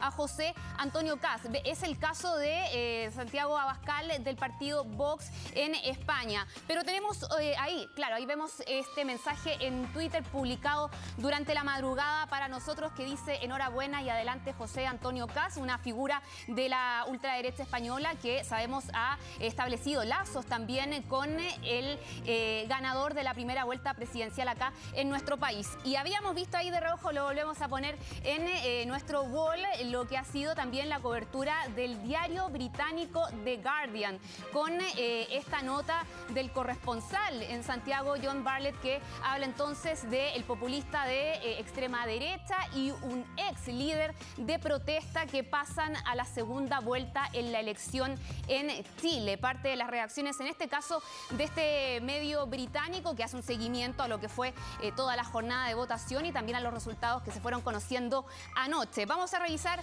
otros medios también que han seguido estas elecciones. La Deutsche Welle, su departamento en español de esta cadena de televisión pública alemana, que habla del ultraderechista Kast e izquierdista Boric, que pasan a la segunda vuelta en Chile. Y se lee también esto con el 99% de las mesas escrutadas, ninguno de los candidatos supera el 50% de los sufragios, decía esta publicación. Para ganar en primera vuelta, el presidente Sebastián Piñera les pidió moderación. La participación, indica también esta nota, fue del 47,19%. Tenemos más reacciones en el mundo también. Esto es Al Jazeera, el departamento en inglés de Al Jazeera, que destaca el paso de José Antonio Kast, a quien califican también como parte de la extrema derecha que lidera los resultados el día de ayer y pasa entonces a la segunda vuelta, mencionando que es un ex parlamentario y que va a enfrentar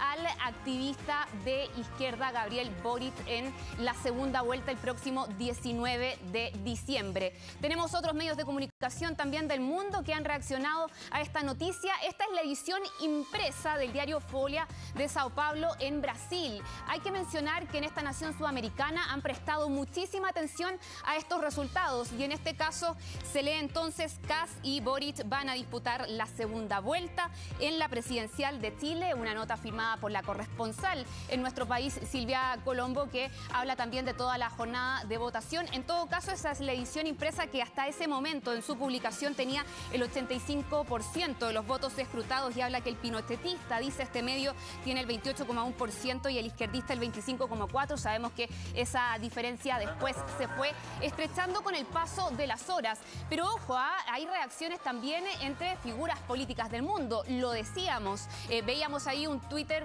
de un líder de España, de la ultraderecha de España, pero ya se está generando un conflicto con Argentina y el gobierno chileno, producto de la reacción que tuvo el embajador argentino en Chile, Rafael Bielsa, quien en una entrevista habló de la figura de José Antonio Kast, el líder del Partido Republicano.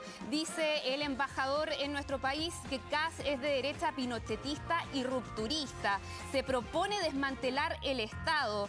Habló de declaraciones preocupantes de asesores de Kast contra Argentina e incluso habló de un anti-argentinismo por parte del candidato que lideró esta primera vuelta. Lo comparó con Jair Bolsonaro, con Donald Trump y dijo: no es tan impensable que el proceso constitucional pueda ser interrumpido por Kast. Los medios argentinos han recogido estas declaraciones, hablan de opiniones valorativas también que ha hecho el embajador, que ya han causado la molestia de la Cancillería acá en Chile a través de un comunicado donde expresaron que rechazan estas palabras, que consideran una intromisión inaceptable en asuntos Asuntos Internos. Veíamos imágenes de uno de los hijos de Bolsonaro, Eduardo Bolsonaro, que también felicitó al candidato Kast, que ha pasado ya a la segunda vuelta liderando este primer comicio. Otro con el cual tiene relaciones cercanas el candidato del Partido Republicano. ¿Qué es lo que dijo el hijo de Bolsonaro en este mensaje en Twitter, donde lo felicitó? Kast es un patriota, bien conectado internacionalmente y una espina clavada en el Foro de Sao Paulo. ¿A qué se refiere con esto? Bueno, con este grupo de izquierda latinoamericana fundado precisamente por el expresidente Luis Ignacio Lula da Silva en Brasil y otros líderes de izquierda. ¿Por qué hace esa mención también el hijo de Bolsonaro? Bueno, porque recordemos que junto con Kast y también otras figuras de la derecha acá en la región, Keiko Fujimori e incluso el ya mencionado Santiago Abascal de Vox, ellos han firmado esta Carta de Madrid que pretende ser un contrapeso en la región y en Iberoamérica, precisamente a los partidos de izquierda acá en esta zona del mundo. Parte de las reacciones internacionales que incluso suman también al recién electo diputado argentino Javier Milei, que se sumó a las felicitaciones para José Antonio Kast debido a estos resultados en estas elecciones que dan muestra del seguimiento del mundo, de la prensa internacional, pero también de otras figuras políticas en el planeta que estaban pendientes de lo ocurrido acá en nuestro país. Pero lo cierto es que el mundo ha continuado en actividad, sigue girando y han surgido también otras noticias internacionales que queremos compartir con ustedes. Una que ha causado gran conmoción y preocupación tiene que ver con este atropello masivo que se registró en Estados Unidos, en Waukesha, Wisconsin, donde una persona mató a 5 y dejó a otras 40 heridas, producto de esta embestida brutal que se produjo en un desfile navideño. Ya se ha detenido al conductor de este vehículo. Las autoridades aún no califican esto como un acto ya sea de terrorismo local o internacional incluso, pero está en investigación lo sucedido y recientemente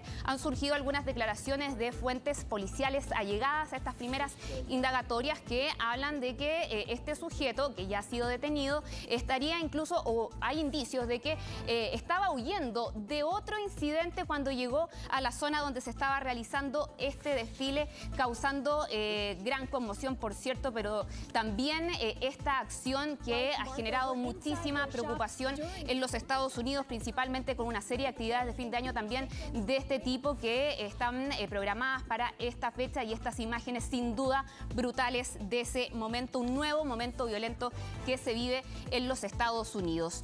Bueno, les hablábamos de las elecciones acá en Chile, en la región también hubo otras, las locales, regionales en Venezuela, que tenían una novedad, tenían dos en verdad. Primero, el regreso de la oposición luego de años de abstención en otros comicios, y también la presencia por primera vez en bastantes años de observadores internacionales.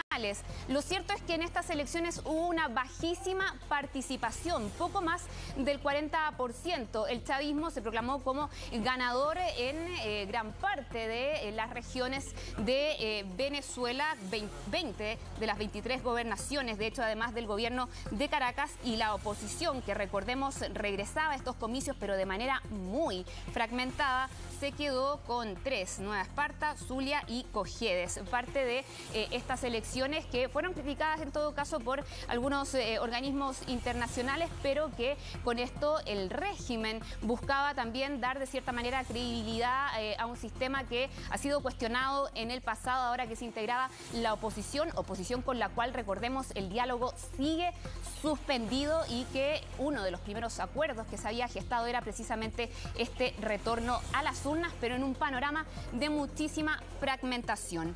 Bueno, hemos ido siguiendo esta historia. Es la de Peng Shuai, esta tenista china que se ha reportado como desaparecida, y durante este fin de semana fueron surgiendo varias imágenes. La última de ellas es esa videollamada que veíamos que tuvo con el presidente del Comité Olímpico, donde le aseguraba que estaba bien en su casa en Beijing y que le pedía que se respetara su privacidad. Eso es lo que había comunicado este organismo, pero desde la Federación de Tenis Femenino mantienen conocer sus dudas sobre la situación, el estado y la libertad que tiene esta deportista para poder comunicarse, poder moverse en vista de la situación que se ha generado. Es lo que han planteado nuevamente durante esta jornada al ver estas imágenes, además de algunas fotografías de un torneo que surgieron durante el fin de semana y otras también que lideró el editor de un medio oficialista en China. Son las que estamos viendo ahí. ¿Qué es lo que han dicho de la Federación de Tenis? Que este video no alivia las preocupaciones por su bienestar y por su capacidad para comunicarse sin censura y coerciones. Este video no cambia nuestra petición de que se realice, además dicen en este comunicado, una investigación completa, justa y transparente sobre las acusaciones de abuso sexual que, recordemos, esta deportista hizo a través de redes sociales contra el ex viceprimer ministro del país, y eso es lo que ha generado la preocupación de la comunidad internacional, de otros tenistas también en días anteriores, con estas imágenes que siguen surgiendo, que han sido emitidas, dadas a conocer principalmente por medios en China. Se suma, eso sí, el Comité Olímpico durante este día domingo, pero sigue el misterio y las dudas, sobre todo en la Federación de Tenis Femenino. Y vamos a cerrar este extenso informe internacional con la ola de protestas que se ha ido agudizando en Europa, principalmente en Países Bajos, en Bélgica, lo veíamos también el fin de semana en Austria, pero a un nivel muy violento. Y sabemos que la razón de todas estas protestas tiene que ver con las restricciones que han vuelto a Europa Occidental debido al alza de contagios. Hay una gran preocupación por el colapso en los servicios sanitarios y por eso se han establecido medidas tan básicas como el distanciamiento, incluso la limitación de horarios en servicios o el regreso de las mascarillas, además de los confinamientos en algunas zonas. Y en protesta varios han salido a manifestarse de esta zona durante este fin de semana. Estas son imágenes que llegan de Bélgica. Anteriormente veíamos otras de varias zonas de Países Bajos, como Groningen, como Rotterdam también, y La Haya, donde se fueron registrando estas imágenes que llegan, Vivi, en un momento muy preocupante, porque sabemos que la Organización Mundial de la Salud ha considerado ya a Europa como el epicentro actual de la pandemia nuevamente. Incluso la semana pasada conocíamos que era el único continente donde las muertes iban en aumento. Justo en el día, además, donde en Austria se regresó al confinamiento nacional. Claro, es llamativo y digno de mucho análisis lo que está ocurriendo en Europa, cifras malas en torno a la pandemia, mucha resistencia a la vacunación y además también en torno al tema de las libertades, pero cuando está la vacuna como opción precisamente para tener más libertades, obviamente, como ocurre con los pases, pero que tienen movimientos que están absolutamente en contra. Muchísimas gracias, Jacinta, por todo este análisis. Ya estamos de vuelta y siguen los alcaldes y varios municipios con esta idea del gas popular. Ahora hay un grupo de ellos de la región de Valparaíso que se juntaron con ejecutivos de ENAP para poder ver la factibilidad de participar de la distribución domiciliaria. Nos va a contar más Carlos Caucota. ¿Qué tal, Carlos? Hola, ¿cómo están? Muy buenas tardes. Una reunión que sostuvieron 18 alcaldes de la región de Valparaíso con el gerente de ENAP, Refinerías Concon, para tratar el tema que tú bien mencionabas, la posibilidad de distribuir y vender gas de forma popular para así bajar los costos. Recordemos que incluso se lleva una investigación sobre la distribución de gas a nivel nacional y los altos costos, sobre todo en el último tiempo, donde han aumentado explosivamente sus casos. Acá en la región de Valparaíso, hace aproximadamente un año atrás, un balón de gas contaba entre los 15 y 17 mil pesos. Hoy ya llega cerca de los 23 a 25 mil pesos, dependiendo de la zona, y es por eso que se reunieron con el gerente de ENAP para ver la factibilidad de establecer un sistema de distribución y venta de gas licuado para los vecinos de la región de Valparaíso. Yo los quiero invitar a escuchar de primera manera a los alcaldes que estuvieron presentes el día de hoy, encabezados por el alcalde de Concón, Jorge Gil, quien emplazó a la empresa de ver esta posibilidad para distribuir gas de forma popular y también de manera más barata. Los invito a escuchar a los alcaldes de la región de Valparaíso, quienes conversaron con nosotros durante esta mañana. Quienes tengan que tomar la bandera de poder buscar rebajas en los precios, cuando debiera ser el Estado el que debiera tomar este tipo de iniciativas. La primera, obviamente, desarrollar como municipios de la región de Valparaíso, a través de las distintas asociaciones y implementando los distintos convenios que tenemos vigentes, estudios necesarios para poder llegar a una rebaja concreta en los balones de gas o en el consumo de gas de las familias de la región de Valparaíso. Hoy día estamos en una etapa crucial también como país. Hoy día esto también tiene que ser una inversión del Estado. El Estado debe invertir para que el producto final, por ejemplo el gas, llegue a mejor precio a nuestra gente. Y nosotros lo que queremos es que justamente hoy día el Estado también se haga cargo de las colusiones, de los abusos, porque eso debe parar. El costo del gas va en desventaja de lo que necesitan nuestros vecinos y vecinas hoy. Yo creo que no podemos esperar a tener una planta en la región de Valparaíso porque eso sería un proyecto a largo plazo. Lo dijo bien la alcaldesa, hay necesidades de nuestras comunidades y nosotros tenemos que estar a la altura de las circunstancias. Muy buena respuesta de parte de ENAP en el sentido de enfocarnos en los aspectos técnicos que debemos nosotros conocer como alcalde y transmitirlo a nuestra comunidad. Claro, y como mencionaba especialmente la alcaldesa de Villa Alemana, el problema es que en la refinería de Concón no hay una planta para envasar y posteriormente distribuir a las diferentes municipalidades los balones de gas licuado, y es por eso que se piden medidas al gobierno de inversión para poder suplir este tema y también poder llegar lo antes posible con el gas licuado de menor precio, como ya ocurre por ejemplo en Chihuayante o en Talca a través de una empresa privada, y así tener un menor precio de los balones de gas, un bien de consumo primario para los chilenos y chilenas. Y yo los quiero invitar a escuchar también declaraciones de vecinos de Concón, adultos mayores que llegaron a solicitar a ENAP esta rebaja, esta venta a las municipalidades para obtener y tener en venta gas popular acá en la región de Valparaíso. Nos contaban los apremios, los gastos que han tenido que llevar durante estos meses, y los invito a escuchar parte de lo que nos decían durante esta jornada en la refinería de Concón. Antes de la pandemia pagábamos entre 12 y 13 mil pesos por el gas. Después de la pandemia, inexplicablemente, siguió ENAP entregando el gas a 8 mil pesos. Y los especuladores nos lo han subido entre 24 y 25 mil pesos. Hay que elegir entre cocinar o bañarse.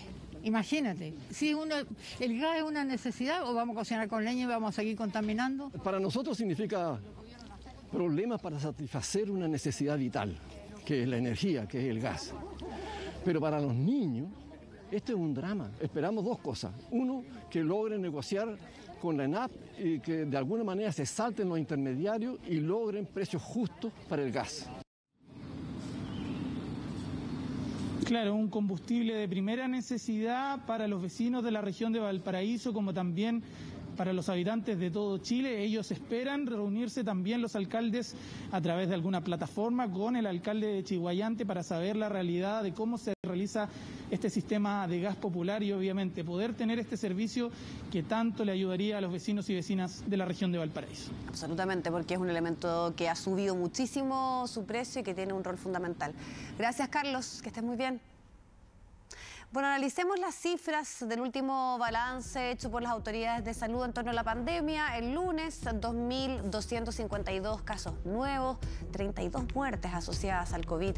Las autoridades notifican que los casos activos tienen una pequeña disminución de 125 contagios, esto en relación al umbral del lunes pasado. Sin embargo, la positividad de los exámenes PCR sube y lo hace un 3,26 a nivel nacional, y en la región metropolitana se mantiene en el 3%. En cuanto a la red asistencial, hay 653 personas hospitalizadas en las unidades de cuidados intensivos, de las cuales 546 están conectadas a ventilación mecánica. Bueno, vamos a volver al tema de las elecciones, que obviamente no solo generan efectos políticos en la prensa internacional, sino también económicos. El dólar, por ejemplo, partió con una caída y se registra un alza, además, en la Bolsa de Santiago, y era un tema que estaba ya generando bastante discusión en torno a la semana previa, donde efectivamente el dólar había tenido una subida bastante llamativa, que lo estaba llevando a bordear precios que no se habían dado en nuestro país, y eso obviamente influye en la devaluación del peso como moneda. Por eso que los procesos eleccionarios son tan... tienen tantas implicancias, podríamos decir, en los efectos económicos, y también con dos candidatos presidenciales que pasan una segunda vuelta, los cuales han tenido algunos tropezones también con respecto a las decisiones que toman en materia económica. Así que vamos a analizar un poquito estos efectos que son más concretos, pero además también lo que está por venir, que yo les mencionaba, que son las propuestas en materia económica y cuánto esto influye en el mercado. Estefanía Bustamante va a profundizar en estos temas. Estefanía. Hola Vivi, ¿cómo estás? Sí, claro, porque no son solamente reacciones políticas, sino que también hemos visto reacciones en el mercado desde bien temprano. Justamente el dólar registra una caída bastante importante durante esta jornada, 32 pesos. Se trata de la mayor caída desde la recesión de 2008, cuando ahí el dólar cayó 34% el 28 de noviembre. Se trata de una baja considerable según los expertos, porque la semana pasada la divisa había subido considerablemente, esto según lo que dicen los especialistas, ante un nerviosismo preelecciones. Además, también el mercado se había estado preparando ante un eventual triunfo de Gabriel Boric, el candidato de Apruebo Dignidad, y porque lo que pasa es que, según lo que dicen también los expertos en el mercado, hay reticencias por parte de las propuestas económicas de los dos candidatos, no solamente de Gabriel Boric. Eso sí, los expertos reconocen que la propuesta económica del candidato del Partido Republicano es más amigable. Sí hay reparos, por ejemplo, en lo que propone con respecto a la baja en los impuestos a las empresas, pero sí también reconocen que lo que ofrece Boric son cambios más bien radicales que podrían impactar bastante al mercado. Vamos a escuchar también mayores apreciaciones por parte de los expertos. Esto se puede mantener hacia una tendencia más estable, dependiendo de los programas que se comprometan los dos candidatos que están en la segunda vuelta. Vamos a ver cuánto va a durar, porque claramente esto es una sobrereacción de la caída del precio del dólar y la mejora impresionante que están teniendo los títulos de renta variable en el mercado de valor y particularmente en la bolsa. Seguramente vamos a tener un periodo que yo creo que va a ser relativamente corto, de cierta tranquilidad y apreciación del peso. Pero yo creo que vamos a seguir teniendo volatilidad, y a medida que nos acerquemos nuevamente a la segunda vuelta va a otra vez haber un efecto de incertidumbre que va a llevar el tipo de cambio arriba nuevamente. Así que si hay alguien que necesita dólares en plazos relativamente cortos, yo creo que es un buen momento para salir a comprar.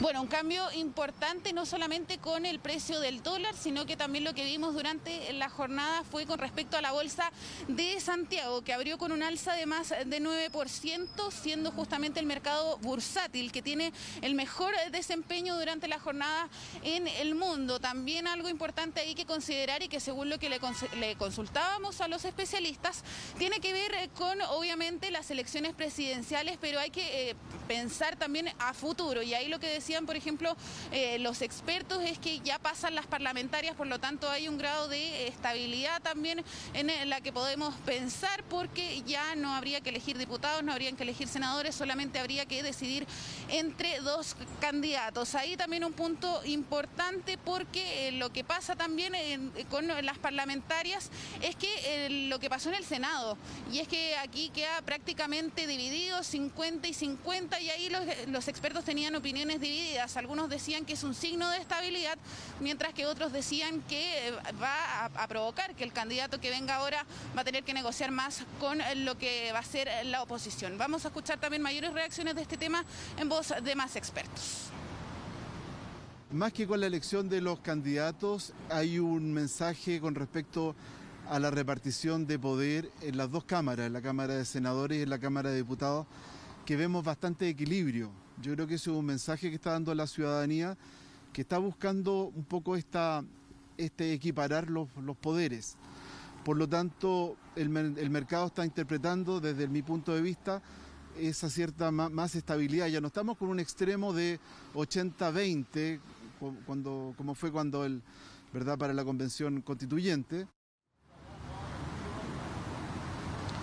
Ahí importante lo que decía el economista, que hay un signo también de estabilidad, y otros que dicen que no tanto. También hay que considerar, por ejemplo, lo que decían otros indicadores, como por ejemplo la inflación, que ya había subido en los últimos 2 meses, pero proyectan que ahora este mes podría subir un 0,7%. Pero lo cierto, Vivi, también es que hay un escenario, pese a la estabilidad que dicen los economistas, también es bastante incierto el resultado que puede tener la segunda vuelta. Eso sí, por ejemplo, desde las casas de cambio nos dicen que pese a todo todo esto, por lo menos estos días, también durante las próximas semanas, es un buen momento para comprar dólares, siendo ahí lo más importante que podríamos contar durante la jornada, pero la verdad es que, según lo que dicen los expertos, es que lo que viene después, en un mes más, va a ser bastante incierto.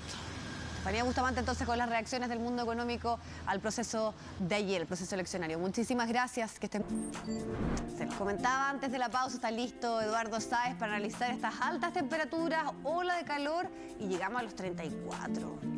Sí, ya llegamos a los 34 grados, 33,6 exactamente en el centro de la capital. Vivi, en el centro de la capital, eso significa que hacia Colina, hacia San José de Maipo, las temperaturas están todavía más altas. ¿Para qué sirve la Concagua? El último dato que había hace poco estaban en 35 grados, así que ya van a llegar un par de grados más todavía en algunos sectores. Así que jornada calurosa.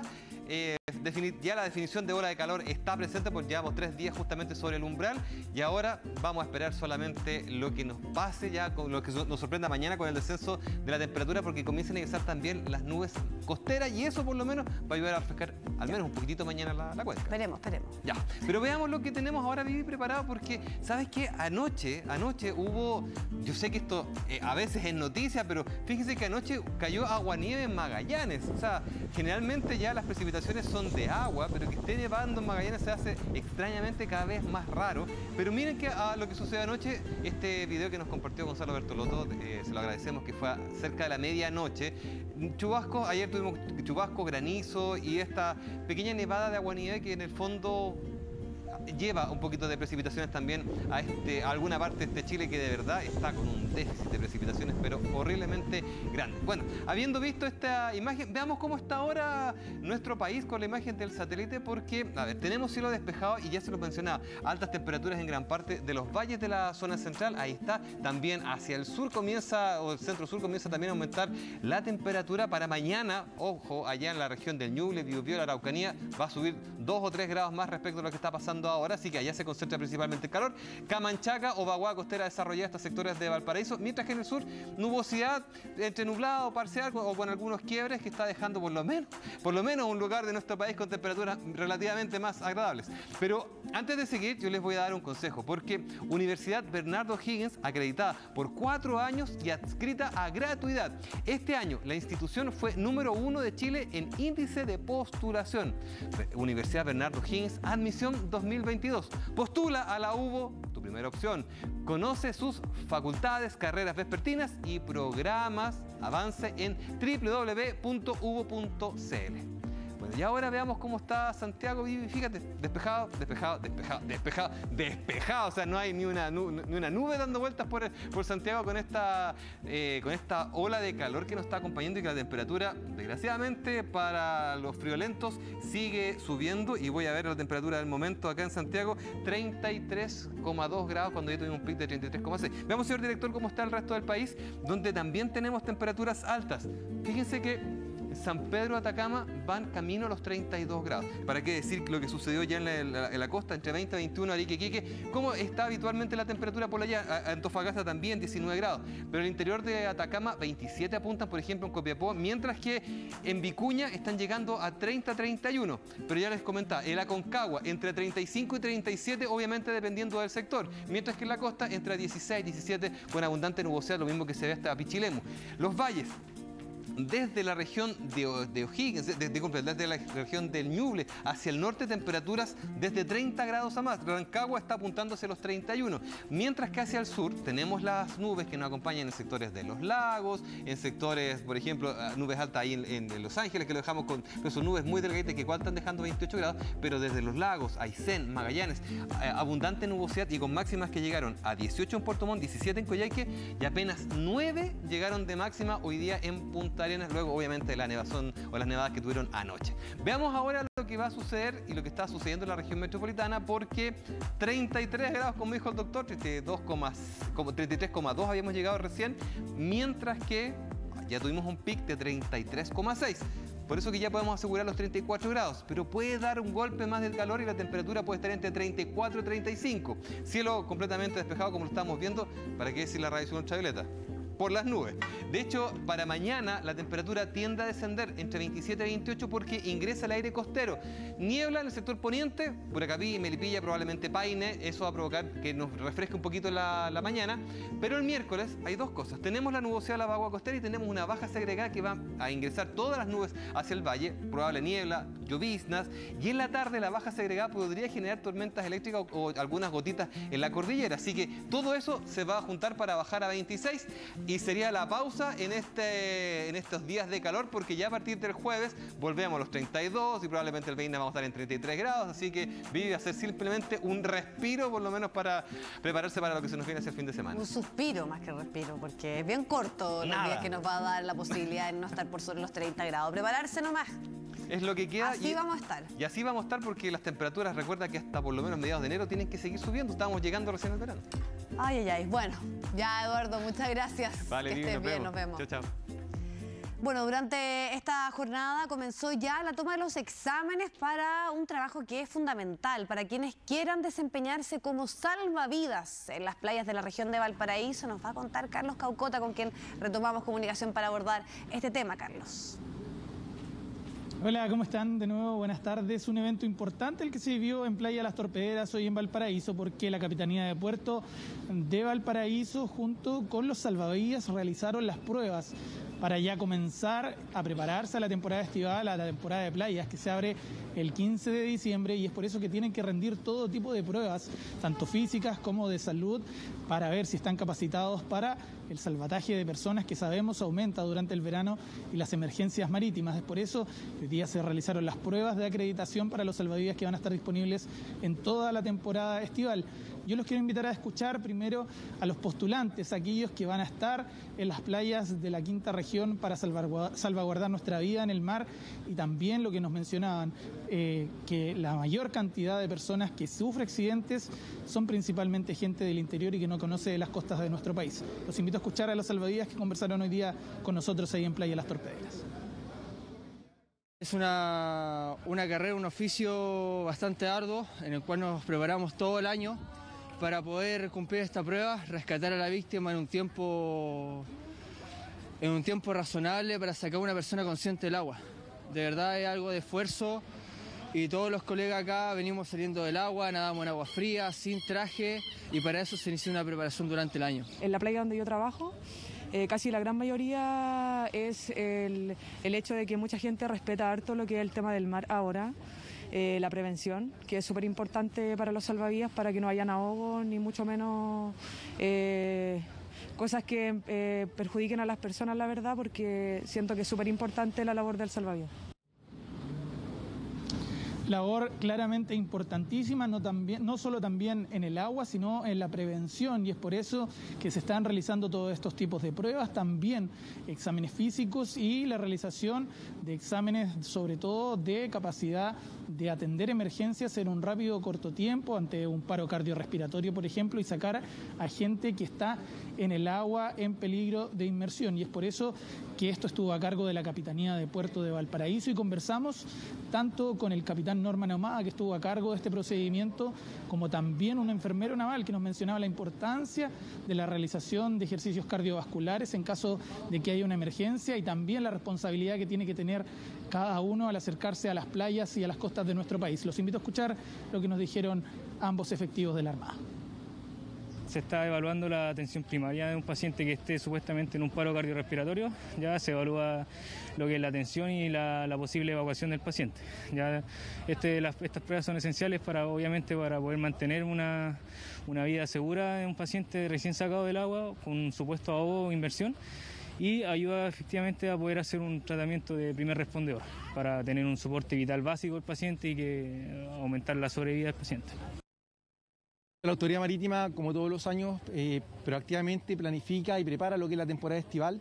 Una de esas acciones corresponde a la examinación del personal de salvavidas, que consta de dos partes principales: una teórica, en la cual se les examinan conocimientos teóricos como administración y cosas así, y la práctica es la que estamos hoy día efectuando, en la cual se verifica que estos cuenten con las capacidades físicas para poder efectivamente realizar el rescate de alguna persona que se encuentre en emergencia. Estas pruebas físicas consisten en una carrera en la playa, simulando lo que sería un desplazamiento en una situación real, posteriormente un nado de 50 metros y el remolque de una víctima hacia la costa. para finalizar con lo que es la prestación de primer auxilio, donde tenemos enfermeros navales que están verificando ahora que eso sea efectuado como corresponde. Pruebas entonces que sirven para habilitar a estos salvavidas a estar en las playas de nuestro país, sobre todo ante la pronta apertura de la temporada este próximo 15 de diciembre, y no se descartó ante la gran cantidad de participantes abrir nuevas pruebas, sobre todo en las capitanías de Puerto de Quintero y de San Antonio, para así tener la mayor cantidad de personas resguardando nuestra vida en el mar. Claro, qué bueno y qué tranquilizador ver toda la preparación que tienen que tener precisamente para realizar este rol, sobre todo ahora que estamos cerca del comienzo de la temporada estival. Con estas imágenes de los postulantes a salvavidas desde la región de Valparaíso, nosotros nos vamos a una pausa y ya volvemos con deportes. Cuento, y estuvimos ahí precisamente en ese momento, que una votante, la verdad es que se enamoró profundamente de nuestro meteorólogo. Llegó hasta una novia ayer a votar en las elecciones. Son parte de algunas curiosidades que siempre se viven en esta jornada y que vamos a volver a revisar en la siguiente nota. Oye, ¿y había alguna amenaza al papá si no estaba bueno el desayuno? Sí. ¿Cuál? Me quedo con Boric. Con Boric. Partimos mal el día, le dieron vuelta a la espalda hasta en su familia. ¿Traiciones? Nada que hacer, resultados a la vista. Una jornada importante, histórica, todo un país nervioso ante la incertidumbre, si hasta los mismos candidatos andaban con las piernas tiritonas. Entró ya Gabriel Boric, pero fue al baño, básicamente. Todavía no emerge desde el baño Gabriel Boric ahí en el segundo piso, así es que estamos atentos a ese movimiento. Adelante nomás.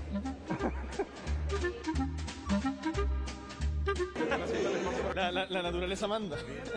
Bueno, es que es primerizo en las presidenciales, no lo vamos a culpar. No como otros que fueron primerizos haciendo un huevo revuelto. Ay, ¿cómo seguimos por acá?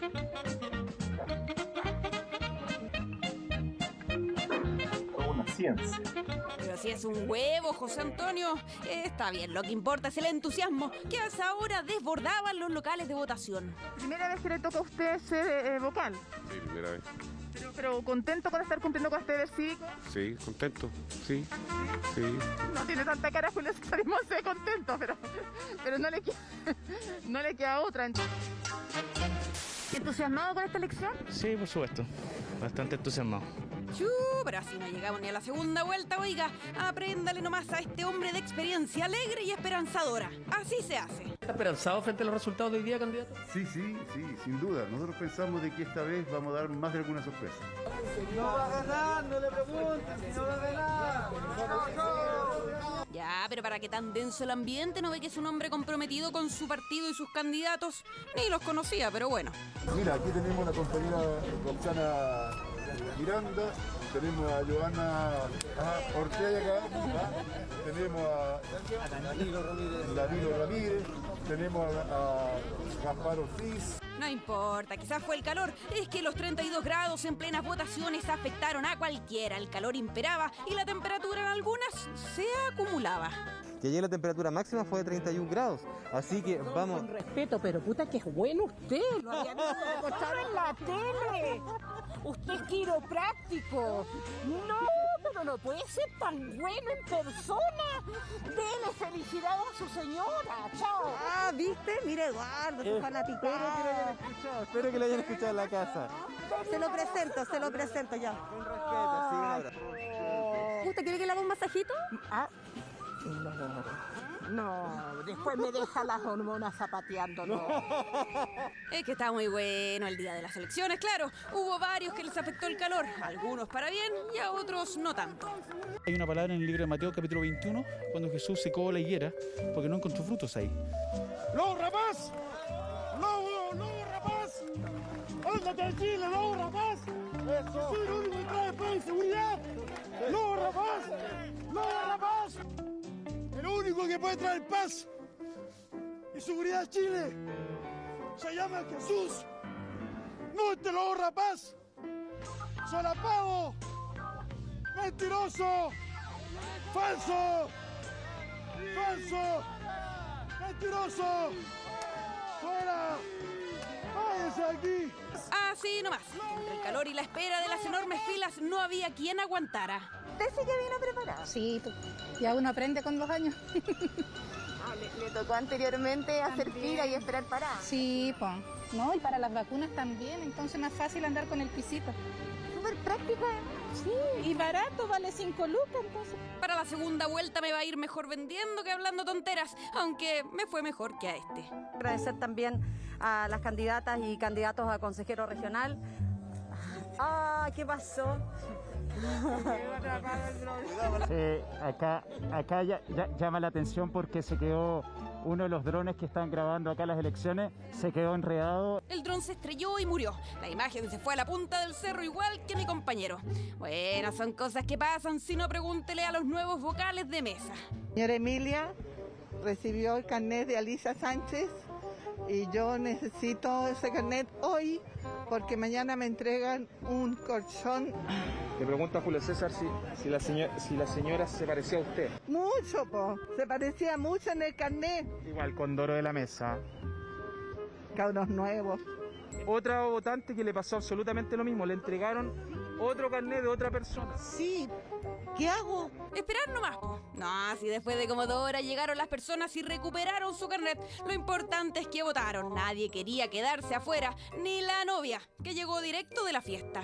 Por un tema que obviamente es muy importante, porque creo que también corresponde que en la facha que uno tenga, en la situación que uno esté, tiene que cumplir con su deber. Bueno, ya. Para terminar, el cagüín de la jornada. Ya sé que ya lo vieron, pero siempre es bueno repetir los mejores momentos. Pero yo sé qué fue lo que pasó. De CQC, estaba al lado con el productor Sebastián Izaguirre. Hay que verle las lecciones que tiene mi compañera. Tiene todo el estómago marcado. Me han pegado, me rasguñaron, me amenazaron. Bueno, pero es que tengo acá, no me voy a estar sacando la ropa. Voy a ir a contratar lesiones como se debe hacer, Sebastián. Ubícate, Sebastián. Y nos sacaban, y yo quería hacer mi trabajo. Que es una vergüenza, Simone, con todo el respeto del mundo, por favor. Muestra, por favor, cómo te dejaron. Muestra. Bueno, una jornada que tuvo de todo. Gente admirable, votando como fuere. Aplausos para ellos por su esfuerzo, simpatía y entusiasmo. También por la paciencia en las grandes filas. Una jornada histórica. Nos vemos en segunda vuelta. Y como dice mi compañero, chao nomás. Estamos fuera, Meli. Estamos fuera.